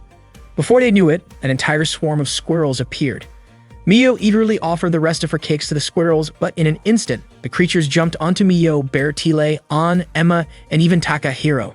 The group let out startled cries as they struggled to handle the unexpected invasion. Meanwhile, James was busy cleaning Sakura's stable. Takahiro eventually returned home, his clothes completely filthy. He casually mentioned that he had encountered some squirrels before handing James his order and heading off to take a bath. James, now curious, wondered what exactly had happened to Takahiro. Later, when Takahiro arrived at tart time, Fiona suddenly remarked that Takahiro, the pervy upperclassman, had followed her to that place. She even accused him of being a stalker. Takahiro tried to clarify, explaining that he lived there. Fiona dismissed his explanation, claiming he had probably moved to tart time just because he knew she and Lisa would be there. Takahiro pleaded with Fiona not to misunderstand him. Noelle chimed in, reassuring Fiona that she was mistaken. Then, to everyone's surprise, Noelle blew on Fiona's face. Fiona was startled and demanded to know what Noelle was doing. Noelle said it was a gesture of friendship, though Fiona immediately rejected the notion. Noelle teased her further, saying Akane enjoyed it, prompting Akane to protest that she didn't like it either. Still, Noelle continued to poke fun, pointing out how Akane's face was turning red. Meanwhile, Lisa was enjoying a tart and commented on how delicious it was. Mio asked if Lisa wanted to try something else from the menu, and Lisa nodded. Watching Lisa, Takahiro remembered Reina's words, that if he stayed by Lisa's side, he could help her become a strong squire. Out of nowhere, Lisa handed Takahiro some food, remarking that he liked spicy things. Everyone's attention shifted to Takahiro and Lisa, creating an awkward yet heartwarming moment. That day, the knights enjoyed a brief break from their rigorous schedules, but as the day passed, their training resumed, with the looming summer tournament weighing heavily on their minds. The intense path of jousting awaited them once again, testing their resolve and dedication. That day, Akane was teaching the art of concentration through flower arranging. She carefully worked on her arrangement in front of Mio, Takahiro, and Noelle. While arranging flowers, she explained that one must maintain a clear mind and heart free from any doubts. The truth of one's inner thoughts and emotions, she said, would be reflected in the finished arrangement. Akane's arrangement turned out beautifully, prompting Mio to praise her skill. Takahiro agreed, noting how important focus is in jousting. Noelle decided to tease Akane by casually mentioning Celia's name. Startled, Akane accidentally snipped a large flower stem. Mio, looking around, also remarked about Celia, causing Akane to lose her concentration completely, ruining her arrangement. Takahiro asked how Akane planned to face Celia if she got this flustered just hearing her name. Akane nervously imagined herself competing against Celia and almost fainted at the thought. Stammering, she insisted that facing Celia had nothing to do with her feelings, but her fumbling only worsened her flower arrangement. Later that cloudy afternoon, Akane was training with her sword. She berated herself, calling herself foolish for claiming to be a knight. When it began to rain, Akane quickly sheathed her sword and shielded it under her arm to keep it dry. She ran toward a windmill and took shelter inside a small room beneath it. There she noticed a jacket and realized it belonged to Celia. Just then, Celia entered and greeted her, explaining that she too was seeking shelter from the rain. Akane was stunned to encounter Celia in such an unexpected place. Celia asked if Akane was there to escape the rain as well, marveling at the coincidence of their meeting. Overwhelmed with joy, Akane nearly fainted again, but she pulled herself together, forcing a smile and greeting Celia as calmly as she could, though she awkwardly commented on how sunny it was that day. Celia gently corrected her, advising her not to rely too much on weather forecasts. Celia, noticing her clothes were drenched, began removing them, including her undergarments. Akane was utterly shocked to see Celia undressing in front of her. Celia encouraged Akane to remove her wet clothes too, warning her about catching a cold. Akane refused at first, claiming that she was trained to withstand the cold. She quickly clarified that she didn't mean to imply Celia wasn't as resilient. Just then, Akane sneezed, prompting Celia to tease her, saying she'd been proven right. Reluctantly, Akane followed Celia's advice. They laid their wet clothes on the windmill's rotating mechanism to dry. Celia asked if Akane felt cold, and Akane insisted she didn't. Celia shared a survival tip about soldiers in cold climates, who would warm their hands by placing them inside the stomachs of dead horses. She laughed, saying they didn't have any dead horses, then embraced Akane, hoping her body warmth would help. Akane felt Celia's warmth, her heart racing. When Celia checked outside, the rain and storm seemed to have stopped. Akane was thrilled, thinking they could finally return. But just as they were about to put their clothes back on, the windmill started spinning again, carrying their garments out of reach. Akane tried to grab them, but the clothes were too high up. Celia suggested Akane climb onto her shoulders to retrieve them.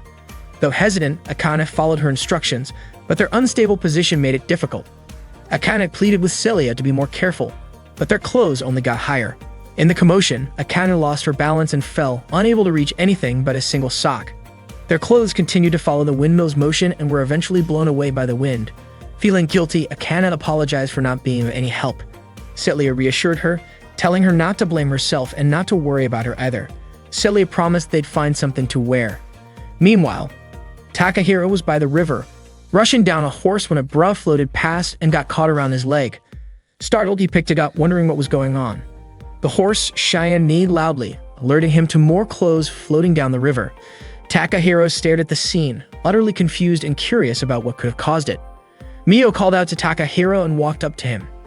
Takahiro glanced at her and remarked that it looked like Mio was wearing something of his. Confused, Mio asked what he meant, but Takahiro dismissed it and asked her to escort Sakura and the others back to the stables. He walked off carrying the bra he had found earlier. Mio couldn't help but find Takahiro's behavior odd. Meanwhile, Celia explained to Akane that windmills were originally used to harness wind power for grinding wheat. She admired windmills as they had supported human life for centuries and had even served as watchtowers during wars. Unfortunately, there was nothing usable in their current location, so Celia improvised with a rope. Turning her back to Akane, Celia started tying the rope around herself. Akane couldn't help but be captivated by Celia's elegant back, comparing it to something out of a painting. That very back, Akane thought, bore the dignity and grace of a prestigious school. She was so mesmerized that she didn't even notice Celia calling her repeatedly. Celia finally got her attention and asked her to pull the rope she was using to cover herself. Akane obeyed but pulled too tightly, causing discomfort. Despite their efforts, the single rope wasn't enough to cover both of them, and it only made it harder for them to move. Elsewhere, Fiona was walking along the riverbank, searching for something. Takahiro approached her and asked if she needed help. Fiona, sounding irritated, replied that she could handle it on her own. Takahiro then asked if she was looking for a bra, holding up the one he had found. Fiona was shocked, and Takahiro, after glancing at her noticeably flat chest, realized the bra couldn't possibly belong to her. Embarrassed, he apologized and admitted his mistake before walking away. Suddenly, Lisa appeared, saying she had found her cat. Noticing Fiona's expression, Lisa asked what was wrong, but Fiona just shouted that she didn't understand what had just happened. Back in the windmill's room, Celia and Akane were still stuck. The rope they had used only restricted their movement, so Akane used her sword to cut it. Celia remarked that they couldn't stay there forever. Akane suggested heading to the nearest building to find something to wear. She reasoned that since no one would likely be around, they could avoid being seen.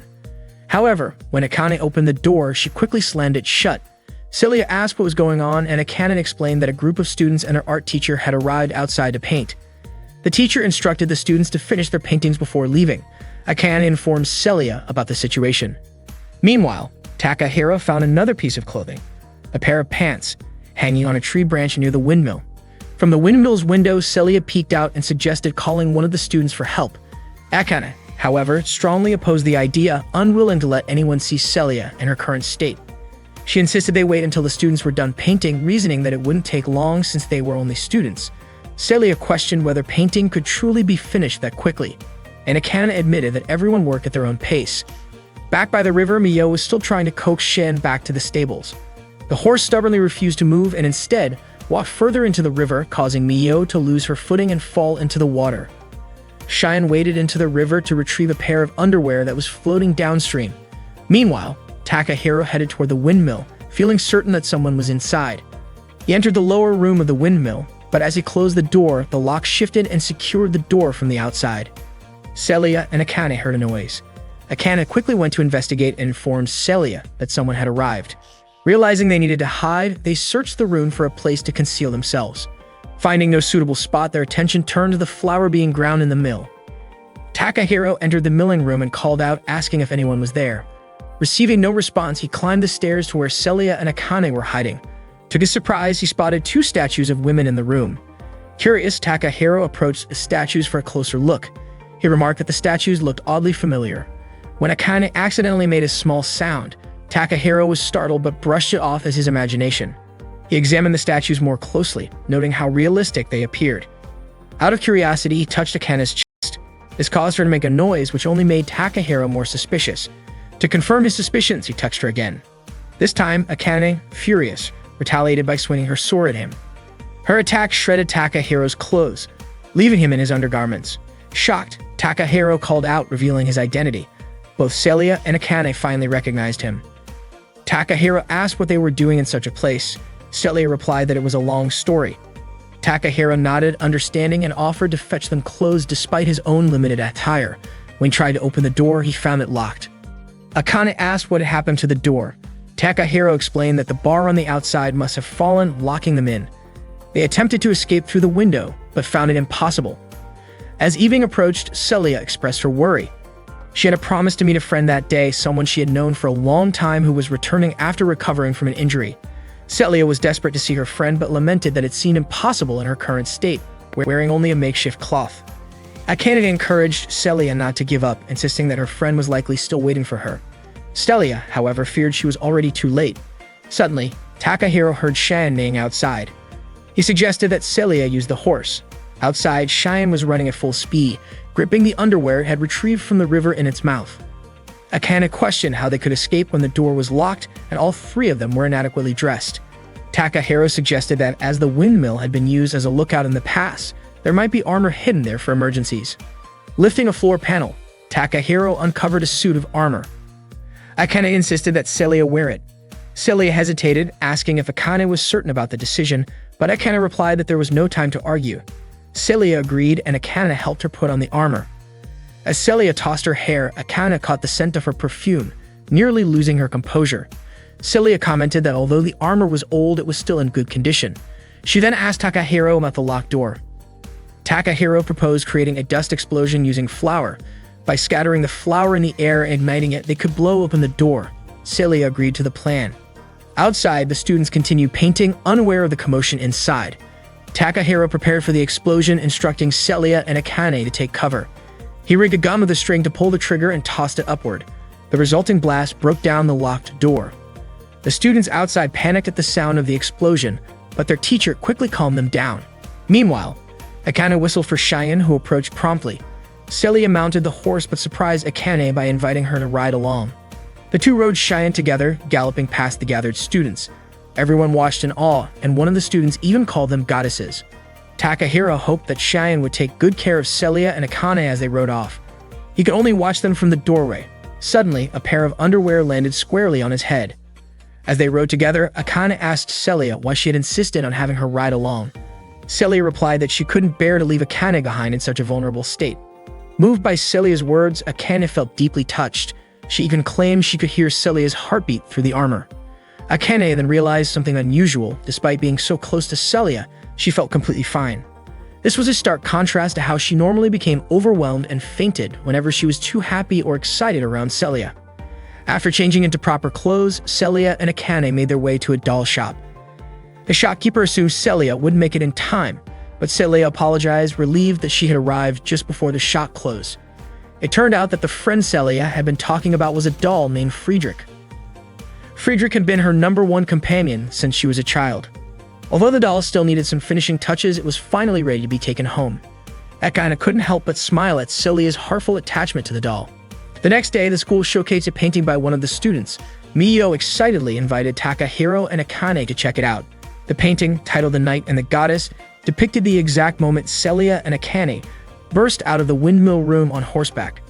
Takahiro and Akane stared at the painting, lost in thought. Noticing their reaction, Miyo asked what was wrong, but they simply replied, "It's nothing." In truth, both of them were deeply embarrassed. The painting brought back vivid memories of the previous day's events. The artist had even captured the smallest details, like Takahiro standing near the door with a pair of underwear on his head. One day, Noelle went to see her father to tell him that she would be participating in joust training with her friends. Noelle also mentioned that they would train hard for the upcoming summer tournament, and there was only 1 week left. Her father replied, asking if Noelle thought he would allow it. Noelle firmly stated that she wasn't asking for his permission, but was informing him that she would be going. Her father turned away, saying she could do as she pleased. Noelle bowed and left immediately. After closing the door to her father's study, Noelle was startled to see Mireille standing there. Mireille encouraged Noelle to do her best during the joust training and said she couldn't wait to see Noelle at the tournament. Noelle hugged Mireille and apologized to her. After saying her goodbyes, Mireille reminded her to be careful. Noelle's father could only watch her leave through the window. Everyone has their own reasons for liking or disliking jousts, and sometimes reasons for why they must fight and win. That day marked the first intense training session for the Knights. Bertile and Miyo trained together in a joust match, which ended in a tie. Both of their strikes were impressive. Noelle practiced running with weights, Lisa trained with her lance, while Akane worked on her concentration by calming her mind and spirit. Afterward, they practiced horseback riding and aimed their lances at targets. Ayako, Takahiro, and Emma observed from a distance. Ayako remarked how enthusiastic the Knights were on their first day of training, and Takahiro noted that it was because the tournament was getting closer. Ayako then excused herself to prepare dinner. She was in charge of coaching, medical care, and nutrition during a training. Thanks to Ayako, the student council had approved the training camp. Takahiro was responsible for managing the Knights' horses. Meanwhile, the school was busy preparing for the tournament event. Celia was in the student council room when Reina approached her to discuss the tournament schedule. Seeing Celia lost in thought, Reina asked what was on her mind. Celia said she was just thinking about how Miyo and her friends had already finished their first day of training. Reina grew curious about how hard they were working. Celia admitted that she had hoped they would invite her, even though she knew it wasn't possible for her to join. Reina pointed out that Celia was the strongest knight in the school, so people would naturally treat her differently and hold back when they were around her. Celia, however, didn't want people to see her for her title. She wanted them to notice her true self. Suddenly, Celia noticed Fiona stretching alone nearby. Celia thought Fiona seemed to prefer staying at the dorm rather than joining the training. Reina explained that Fiona had been invited but declined because she didn't like being in groups. Celia mused that being alone could feel lonely. That evening, the Knights gathered for dinner at their lodging. They thoroughly enjoyed the delicious food. Ayako asked Lisa if she liked the dish, even though it was raw. Lisa replied that the food was delicious, much to Ayako's delight. Ayako mentioned that Anne and Emma had helped her a little. Bertile suddenly chimed in, saying it was no big deal. Anne and Emma were puzzled as to why Bertile spoke on their behalf when they could have said it themselves. Bertile insisted that since Anne and Emma were part of her group, she could represent them. Anne and Emma shook their heads in unison, saying no. Miyo then thanked Bertile for letting them use her house as their lodging. Takahiro added that it helped everyone focus on the upcoming tournament. The other knights expressed their gratitude to Bertile as well. However, Anne suddenly interjected, saying there was no need to thank them, and Emma added that it was great that everyone could train hard together. Bertile, frustrated, exclaimed that she should have been the one to say that. Anne remarked that she and Emma were part of Bertile, but Bertile disagreed, saying it wasn't the same. Bertile suggested they all scrub each other's backs in the open air bath after dinner. They soon headed to the hot springs. Akane scrubbed Lisa's back and asked if she was being too rough. Lisa replied that it felt really good. Noelle, scrubbing Akane's back, teased that her skin was silky smooth and even mentioned how soft her chest was. Embarrassed, Akane told Noelle to stop behaving like that. Miyo was scrubbing Noelle's back and commented that Noelle's back was smooth and nice. They both laughed. Mio mentioned to Bear Tile that both the dining area and the bathhouse had a distinctly Japanese style. Bear Tile explained that her father was enamored with Japanese culture, which influenced the design. However, she clarified that the house was more of an Asian fusion, blending elements from various cultures beyond Japan. As they soaked in the hot spring, they found the water relaxing but slightly too hot. Bear Tile instructed everyone to stay composed while in the bath, claiming that was the Tokyo way. However, Mio pointed out that Bear Tile wasn't even from Tokyo, urging her not to overdo it. Suddenly, they noticed Akane turning red and nearly fainting. Akane admitted she had been trying to calm her heart this whole time. After bathing, they returned to their room and began a pillow fight. Bear Tile enthusiastically declared that pillow fights in yukata were a Japanese tradition. Excitedly, they started throwing pillows at each other. Akane, who had recovered a bit, thanked Lisa for fanning her earlier. Mio invited Akane and Lisa to join the pillow fight, but they declined. Ignoring their response, Noelle threw a pillow at them, knocking them over. Laughing, Lisa and Akane retaliated with equal force.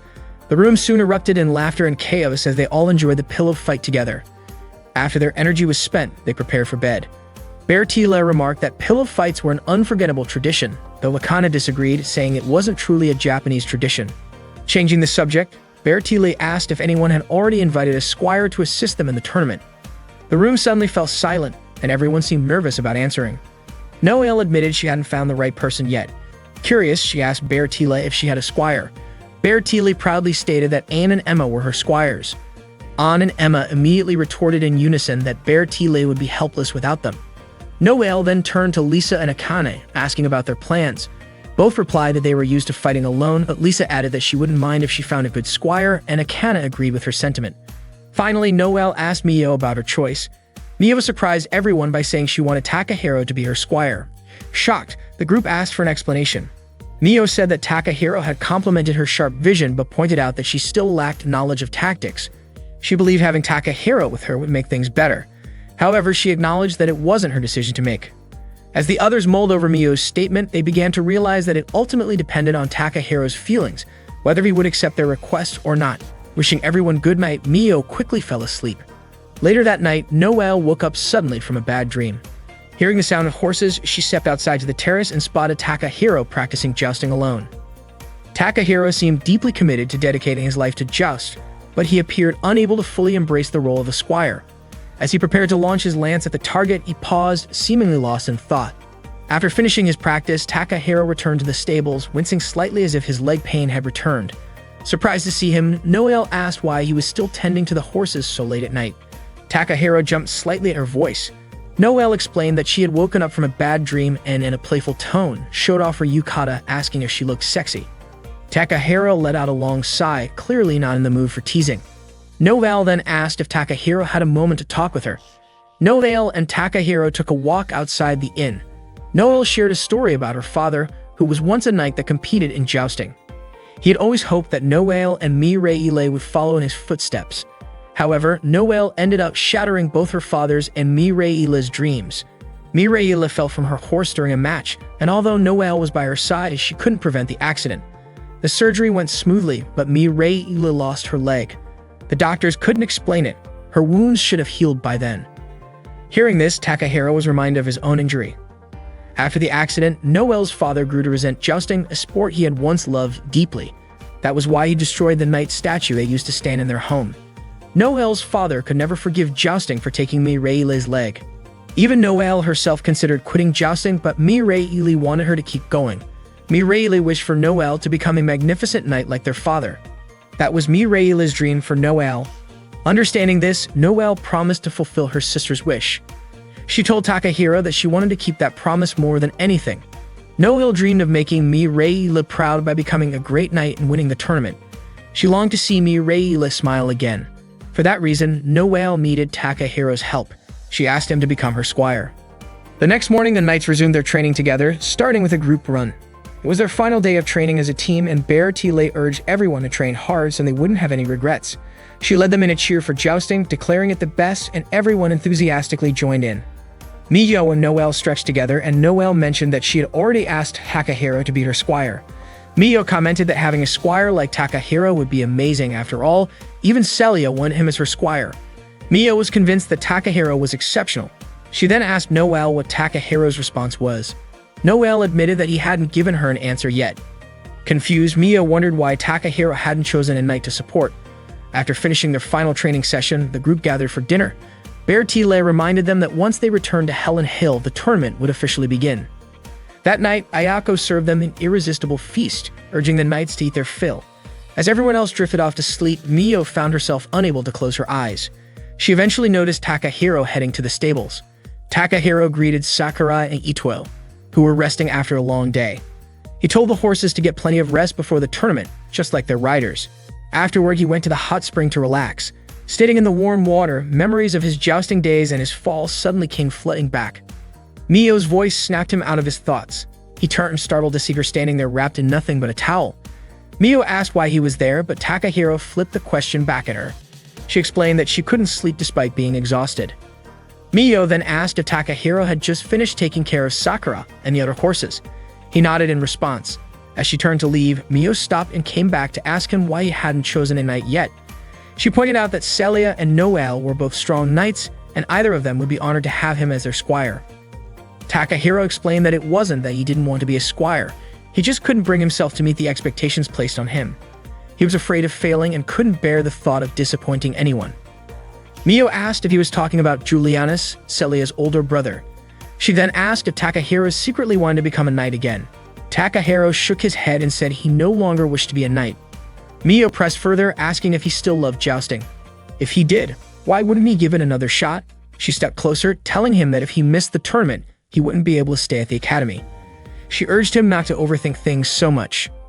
Just do what you want to do, Mio said. There's no reason for you to carry everyone's expectations, and if you fail, you can always try again. Mio mentioned that she wanted Takahiro to be her squire, but she admitted she preferred seeing him as a knight. Suddenly, a strong gust of wind blew Mio's towel away. Embarrassed, she quickly covered herself with her hands and instinctively jumped toward Takahiro. In the process, her chest accidentally pressed against his face. Mio immediately pulled herself up, trying to continue their conversation. However, Ayako suddenly called out to Mio. Startled, Takahiro quickly submerged himself underwater to hide. Mio turned to Ayako and asked if she wanted to join the bath as well. Ayako commented on how Mio was still awake. Moments later, the rest of their friends appeared. They had woken up and gone looking for Mio. Ayako cheerfully noted that the best part of this place was being able to soak as much as they wanted. Lisa, noticing Mio's flushed face, asked why she looked so red. Mio brushed it off, saying she was fine. Ayako entered the water, but she suddenly felt something touch her leg. Emma wondered aloud if there might be fish in the bath. Mio suggested it was probably just Ayako's imagination. As Lisa looked up at the sky, she noticed a shooting star and pointed it out to everyone. Bertile enthusiastically suggested that they all make a wish together. Bertile wished to face Mio in the tournament. Noelle wished for Takahiro to become her squire and to win the summer tournament. Akane wished to improve even just a little. Lisa hoped to emerge victorious in the tournament. Mio, Fiona, and even Celia also made their wishes while gazing at the shooting star. Each person's thoughts and emotions were as unique as the stars shining in the night sky. The summer tournament was about to begin under the blazing heat of the summer sun. The intense preliminary event where participants must outshine their competitors to become the sole winner was called the Miss Winford Contest, held one day before the summer joust tournament. This event featured a swimsuit competition and a talent show, aimed at determining who was the most beautiful girl in school. One day, Takahiro and James were tending to a horse named Marengo, who was due to give birth in a week. James expressed his hope that Marengo would deliver a healthy foal. Takahiro asked what needed to be prepared for the occasion. James reassured him that everything was ready, they just needed to mentally prepare themselves. An and Emma overheard Takahiro and James' conversation. Excited, they informed Bertile about Marengo's upcoming delivery, urging her to get ready. However, Bertile was too engrossed in picking out swimsuits to pay attention to what An and Emma were saying. Misunderstanding the conversation, Bertile thought they were discussing Takahiro heading to gliding practice. The next day in the cafeteria, Bertile casually announced to the others that Takahiro would become the squire of whoever won the Miss Winford contest. This news left everyone puzzled. Akane pointed out that deciding a partnership based on a beauty contest was an odd approach. Bertile confidently claimed that Takahiro probably believed she would win, but lamented that she already had An and Emma as her retainers, so she couldn't make Takahiro her squire. Mio was baffled by Takahiro's reasoning, but Noelle saw it as a golden opportunity. If winning the contest meant Takahiro would become the squire, then Noelle was determined to participate. Mio teased Noelle, reminding her that Celia would likely compete as well, making it nearly impossible for Noelle to win. But Noelle refused to give up without a fight, confidently saying she'd try her best regardless. Inspired, Mio decided to join her. Meanwhile, Akane remained hesitant about entering the beauty contest. Reina overheard their conversation and rushed to the laundry room to find Lisa. Reina asked Lisa if she owned a swimsuit, to which Lisa replied that she only had her school swimsuit. Reina pressed further, asking if Lisa had anything more feminine. When Lisa admitted she didn't, Reina urged her to buy a new one immediately because she planned to enter Lisa into the Miss Winford contest. Confused, Lisa asked why. Reina whispered that she had overheard the others saying Takahiro would become the squire of the contest winner. Later that afternoon, Mio and Noelle went to a swimwear shop to pick out their swimsuits for the contest. Mio found Noelle's choice a bit too revealing, saying it didn't cover much and would draw a lot of attention. Noelle praised Mio's selection, insisting that a beauty contest was like a battlefield and swimsuits were their armor. She had made her decision and hurried Mio to try hers on. Once they were dressed, Noelle suggested they reveal their choices simultaneously. As they pulled back their dressing room curtains, they were startled to see Lisa and Akane also trying on swimsuits. Surprised, Noelle asked why Akane and Lisa were there. Akane casually replied that it was a coincidence and she was just shopping for a swimsuit. Lisa echoed the sentiment. However, Noelle and Mio were skeptical. Noelle directly asked if they were planning to enter the beauty contest too. Both Lisa and Akane admitted they were. Akane confessed she wanted a strong squire, while Lisa shared the same goal. Noelle was stunned to discover that Lisa and Akane were also aiming for Takahiro. Mio, on the other hand, doubted her chances of winning. Noelle encouraged everyone to embrace the competition and suggested they all promise not to hold grudges no matter who won. The group agreed. Mio, now more determined than ever, declared she wasn't going to lose. That evening, Fiona was frustrated because Lisa was taking too long to return and Fiona was starving. She had even bought a spicy tart for Lisa, but if Lisa didn't show up soon, Fiona was tempted to eat it herself. At the cafe, Mio told Ayako she had finished cleaning up. Ayako thanked her and Mio asked where Noelle was. Ayako mentioned that Noelle had gone to bring dinner to Takahiro. Noelle knocked on Takahiro's door, then entered, greeting him warmly. She brought him a sandwich and asked if he was reading a book to develop new strategies. As Takahiro stayed focused on his book, Noelle unbuttoned her shirt and moved closer, commenting on how warm the night was. Still, Takahiro only responded briefly, his attention fixed on his reading. Annoyed, Noelle loosened her top further and mentioned again how hot it was, but Takahiro barely noticed. Frustrated, Noelle suddenly removed her shirt, startling Takahiro. She struck a suggestive pose and asked his opinion of her new swimsuit. Takahiro, caught off guard, asked why Noelle was acting that way. She explained that she planned to wear the swimsuit for tomorrow's contest. Surprised, Takahiro asked if Noelle was entering the beauty contest. Noelle confirmed it and was about to explain her reasons when Mio knocked on the door. Mio opened the door, shocked to see what Noelle was doing. Noelle casually explained she was just showing Takahiro her new swimsuit and asked if Mio agreed with her choice. Mio, however, had only come to bring Takahiro some tea. Noelle approached Mio, teasing her and saying she shouldn't be shy. She even joked that Mio was probably wearing a swimsuit under her work clothes. Noelle urged Mio to show it to Takahiro so he could decide which one he liked better. Before Mio could react, Noelle lifted Mio's skirt, revealing her underwear. Later that evening, Lisa tried on her new swimsuit in front of Sasami. The cat meowed approvingly and Lisa smiled, saying she would wear it for the beauty contest tomorrow. Fiona entered the room, asking what Lisa was doing and why she had taken so long to return. Lisa explained that she was entering the beauty contest, which shocked Fiona. Fiona scolded her, pointing out that the joust tournament was just 2 days away and Lisa didn't have time for distractions. Fiona accused Lisa of fooling around too much and questioned whether Lisa even thought she could win. Upset, Fiona stormed out of the room and headed to the garden bench to eat. She grumbled about how she had bought the spicy tart and waited for Lisa, only for Lisa to prioritize the beauty contest. Calling Lisa foolish, Fiona vented her frustrations to herself. Meanwhile, Akane was in the bath, mentally preparing herself to win the contest and secure Takahiro as her squire. Noelle, also bathing, was chatting with Mireille about entering the beauty contest. Mio, soaking in her bath, reflected on her desire to win the contest. However, she couldn't shake the thought that it would be difficult, especially with Celia as her toughest competition. In Lisa's room, Fiona noticed Lisa's swimsuit lying on the bed as she walked by. The day of the beauty contest arrived. That morning, Lisa realized her swimsuit was missing. Panicked, she ran out of the school building to search for it. Reina, dressed in a Nike mascot costume, spotted her and called out. Removing her helmet, Reina asked why Lisa was in such a rush. Lisa explained that her swimsuit was missing and that she needed to check her room. As Lisa ran off, Reina decided to follow but tripped and fell, accidentally landing on Takahiro. Apologizing profusely, Reina then asked Takahiro to wear the mascot costume in her place and direct people to the contest venue. Before Takahiro could respond, Reina dashed off to catch up with Lisa. Bewildered, Takahiro couldn't believe Lisa was entering the beauty contest and was curious about how she had lost her swimsuit in the first place. Suddenly, Takahiro saw Sasami walking in front of him, biting onto a piece of cloth. He thought it might be Lisa's swimsuit and quickly followed her. Meanwhile, Fiona was sitting alone on a bench by the pool when Lisa ran past her. Fiona called out to Lisa, but it seemed like Lisa didn't hear her. Sasami walked into the school building with Takahiro trailing behind. He tried to stop her, but Sasami kept going until she entered a room. When Takahiro caught up, he called her name and realized that Sasami had only been carrying a sock, not the swimsuit. Looking around, Takahiro froze as he discovered he was in the dressing room for the beauty contest participants. Panicking, he turned to leave but heard someone approaching the door. With no time to escape, he sat still, trying not to draw attention to himself. The beauty contest participants began entering the room to change into their swimsuits. Mio turned around and saw the night mascot costume, mistaking it for Reina. Feeling playful, she hugged the mascot, commenting on how soft and comfortable it was.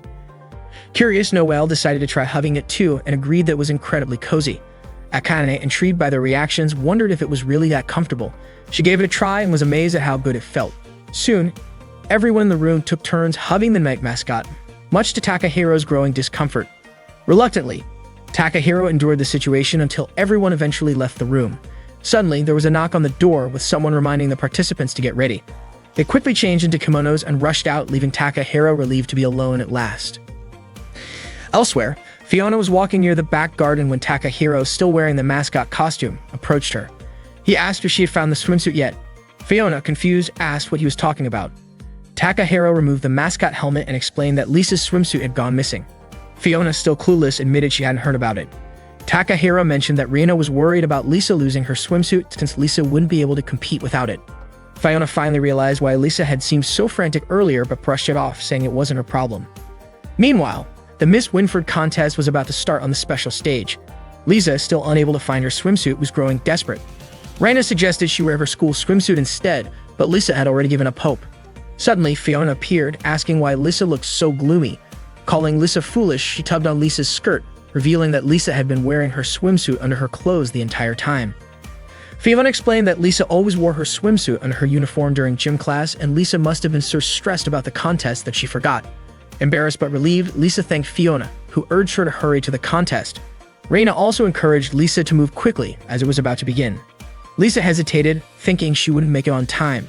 At that moment, Takahiro appeared on horseback. He told Lisa to get on, and without wasting a second, Lisa jumped onto the horse. Together, they raced toward the contest stage. Reina shouted her thanks to Takahiro as they galloped away. When they arrived, Lisa apologized for being late. Her friends, who had been worried about her, smiled with relief, glad that she made it just in time. Shinonome hosted the Miss Winford beauty contest in front of an eager crowd that had gathered. She began the event with flair, removing her uniform and introducing the 3 judges for the competition. The first contestant was Akane. She looked stunning in her swimsuit, exuding the elegance and grace of a traditional Japanese woman. For her talent, Akane unsheathed her sword and cleanly sliced an apple placed on top of Shinonome's head without harming her at all. The crowd erupted into cheers, and the judges gave Akane high marks for her performance. The second contestant was Noelle. She wore a strikingly colorful swimsuit that accentuated her impressive figure. For her talent, Noelle demonstrated the art of ear cleaning, making Shinonome the lucky recipient of her gentle touch. Shinonome was so relaxed that she felt as though she were dreaming. The audience cheered enthusiastically, and the judges awarded Noelle high scores. Even Miurei admitted that Noelle's ear clean technique was truly enjoyable. The 8th contestant was Mio. She appeared as delicate as a flower that had yet to fully bloom. For her talent, she skillfully carved a miniature of the Sagrada Familia out of a rubber eraser. Unfortunately, this didn't resonate much with the audience or the judges, and her performance was met with lukewarm responses. The 13th contestant was Bear Tile. Reluctant to wear a swimsuit, Bear Tile was dragged onto the stage by Anne and Emma, who teasingly told her that her knightly armor was far more embarrassing than a swimsuit. When Bear Tile finally stepped onto the stage, the male judge and the audience were captivated by her striking figure. Shinonome even referred to Bear Tile as Mo, earning her plenty of attention and admiration. The 14th contestant was Lisa. Previously, Shinonome had called Mio a budding flower, but she described Lisa as a tiny sprout. Lisa showcased her talent for eating spicy food, finishing her dish without flinching. Shinonome, however, was skeptical about whether the dish was truly spicy, commenting that the performance didn't seem particularly impressive. Finally, it was Celia's turn. The crowd erupted in cheers, calling out her name with excitement. Hearing the audience's reaction, Mio and Noelle felt their hopes dashed. Celia was undeniably a superstar at their school. For her talent, Celia used 2 bears, but the judges didn't even wait for her to perform. They gave her top scores right away. Celia had anticipated that no one was actually interested in her talent display that year. After the performances, the scoring was calculated based on the combined votes from the audience and the judges. Unsurprisingly, the winner of the Miss Winford Beauty Contest was Celia. The crowd cheered loudly, clapping in celebration. Mio and Noelle weren't surprised. They had expected Celia to win all along, as no one could possibly outshine her. Unsurprisingly, the winner of the Miss Winford Beauty Contest was Celia. The crowd cheered loudly, clapping in celebration. Mio and Noelle weren't surprised. They had expected Celia to win all along, as no one could possibly outshine her. Once the event concluded, Takahiro congratulated all the knights who participated in the beauty contest for their hard work. Akane congratulated Takahiro as well, admitting she had already given up on beating Celia. Mio also expressed her hopes that Takahiro might reconsider his decisions, while Noelle jokingly declared that she would now see Takahiro as an enemy. Even Lisa chimed in, vowing to defeat him. Confused, Takahiro asked what they were talking about. Mio explained that as the winner, Celia's squire would now be Takahiro. Shocked, Takahiro asked who had told them that. Everyone immediately turned to Bertile, accusing her of starting the rumor. Bertile admitted she had heard it from Anne and Emma, but the two denied ever saying such a thing. Finally, Bertile smiled sheepishly and confessed that it had been her own misunderstanding. The knights were visibly annoyed, chastising Bertile for jumping to conclusions. From a distance, Fiona watched the commotion, unimpressed. With the Miss Winford Beauty Contest over, the summer tournament was drawing near, a pivotal event that would decide the strongest knight at Winford Academy. The tournament was set to begin the next day, and everyone was preparing for the challenge that could change their lives. Meanwhile, Fiona was still annoyed with Lisa's overly friendly behavior toward the rivals. Hoping Lisa would apologize for yesterday, Fiona had bought a spicy tart as a prank, but decided she wouldn't let Lisa have it after all. Instead, she ate the tart herself and regretted it immediately, coughing from the spiciness. Between breaths, Fiona muttered, calling Lisa foolish once again. The day to determine the strongest knight in school had finally arrived. The joust wasn't just a battle, it was a knight's pride, their way of life. For Mio, her journey into the world of jousting began the day Bertile challenged her to a duel. She had never imagined herself participating in the joust, but now she truly loved it. That morning, Mio woke up feeling energized and ready to give her best in the match. She wanted to show her gratitude to everyone who had supported her. However, in her excitement, she wasn't careful and tripped over a chair, falling to the floor. Meanwhile, Mireille was in her garden watering flowers. Her father, pushing her wheelchair, admired the blooms, commenting on their beauty. Mireille explained that the flowers were jasmine. Her father noted the lovely fragrance of jasmine, saying it was his favorite. Mireille then asked if he knew the symbolic meaning of jasmine, to which she explained it represented honesty. Just then, Noelle's voice rang out as she called to her father and sister, saying goodbye before heading off. Mireille reminded Noelle to be careful and promised she'd come to cheer her on. Noelle eagerly replied that she'd be waiting and vowed to win. Mireille then asked their father if he wanted to watch Noelle's match. Still harboring resentment toward jousting, he declined. That day, the joust was the talk of the town. People speculated about who would win this year's tournament. On the bus, many confidently predicted that Celia would emerge victorious again. If she won, it would mark her 3rd consecutive championship. Hearing their chatter, Akane joined the conversation, agreeing that Celia was undoubtedly the favorite. But Akane also admitted she was determined to claim the victory for herself. Elsewhere, Lisa woke up that morning with full confidence, declaring that she would win the joust. Fiona, however, disagreed, criticizing Lisa for being too friendly with her opponents, which she felt gave them an advantage. Fiona expressed her disappointment in Lisa, convinced this attitude would cost her the win. Meanwhile, Celia was stretching in the student council room. Rena watched her, marveling at how Celia, the strongest knight, seemed to stand alone at the top. Rena couldn't help but wonder how Celia dealt with the loneliness that came with such greatness. That same morning, Takahiro headed to the stables. James appeared, remarking that the big day had finally arrived. He then asked Takahiro if he planned to participate in the tournament. Takahiro replied that he couldn't compete as a knight. James pressed further, reminding Takahiro that if he didn't participate in any way, he wouldn't be able to stay at the school. Reluctantly, Takahiro revealed his intention to join the tournament, not as a knight, but as a squire. Curious, James asked who Squire Takahiro planned to be. Just as Takahiro was about to answer, Mio arrived and called out to him, asking for a moment of his time. Takahiro and Mio walked to the garden to talk in private. James, left behind, muttered wistfully about the joys of youth. In the garden, Mio hesitated before making her request. She needed a squire and she wanted Takahiro to be hers. Before Takahiro could respond, Noelle appeared, interrupting their conversation. She too asked Takahiro to be her squire, insisting she needed his help to secure a victory. Mio quickly interjected, repeating her plea. The two began bickering, with Noelle declaring that she wouldn't let Mio have Takahiro. Their argument was cut short when Akane arrived, announcing that she also wanted Takahiro as her squire. Both Mio and Noelle were stunned to learn that Akane was vying for him as well. Not long after, Lisa joined the scene, casually stating that she didn't mind if Takahiro became her squire too. They were all surprised to discover that Lisa also wanted Takahiro to be her squire. Suddenly, Celia arrived and asked why everyone was gathered there. Mio questioned why Celia was at the location. Celia explained that she had planned to go to the stables to get Takahiro's answer before the opening ceremony, but happened to run into them on her way. Celia then asked Takahiro if he could give her his decision. Takahiro responded that he had already decided to participate in the tournament as a squire. Just as he was about to reveal which knight he would serve, Leonard rushed in, announcing that Marengo, one of the horses, was about to give birth. Takahiro was shocked, saying that the foal wasn't expected until the following week, but Leonard confirmed that Marengo was already having contractions and asked for Takahiro's help. Takahiro chose to leave, but before he departed, he offered words of encouragement to everyone. To Noelle, he said she was already skilled and only needed to stay calm and control her emotions during the match. Noelle nodded in understanding. To Akane, he acknowledged the beauty of her jousting but reminded her that theory alone wouldn't always be enough. To Lisa, he advised her not to focus solely on winning but to truly enjoy jousting with all her heart. Finally, he turned to Celia, requesting that she fight with all her strength and not concern herself with who her opponent was, as any knight she defeated would gain valuable experience. Celia promised she would do just that. Takahiro told Mio that her love for jousting was pure and asked her to hold on to that feeling and show everyone the results of her hard work. With that, he rushed off to help Marengo, who was on the verge of giving birth. As he disappeared, Celia remarked that it seemed Takahiro had his own battlefield to face. She then encouraged everyone to head to their respective jousting battles. Meanwhile, Mireille went to her father's desk, bringing him jasmine flowers since he loved their fragrance. Her father thanked her warmly. Mireille then told him she was going to support Noelle in her match.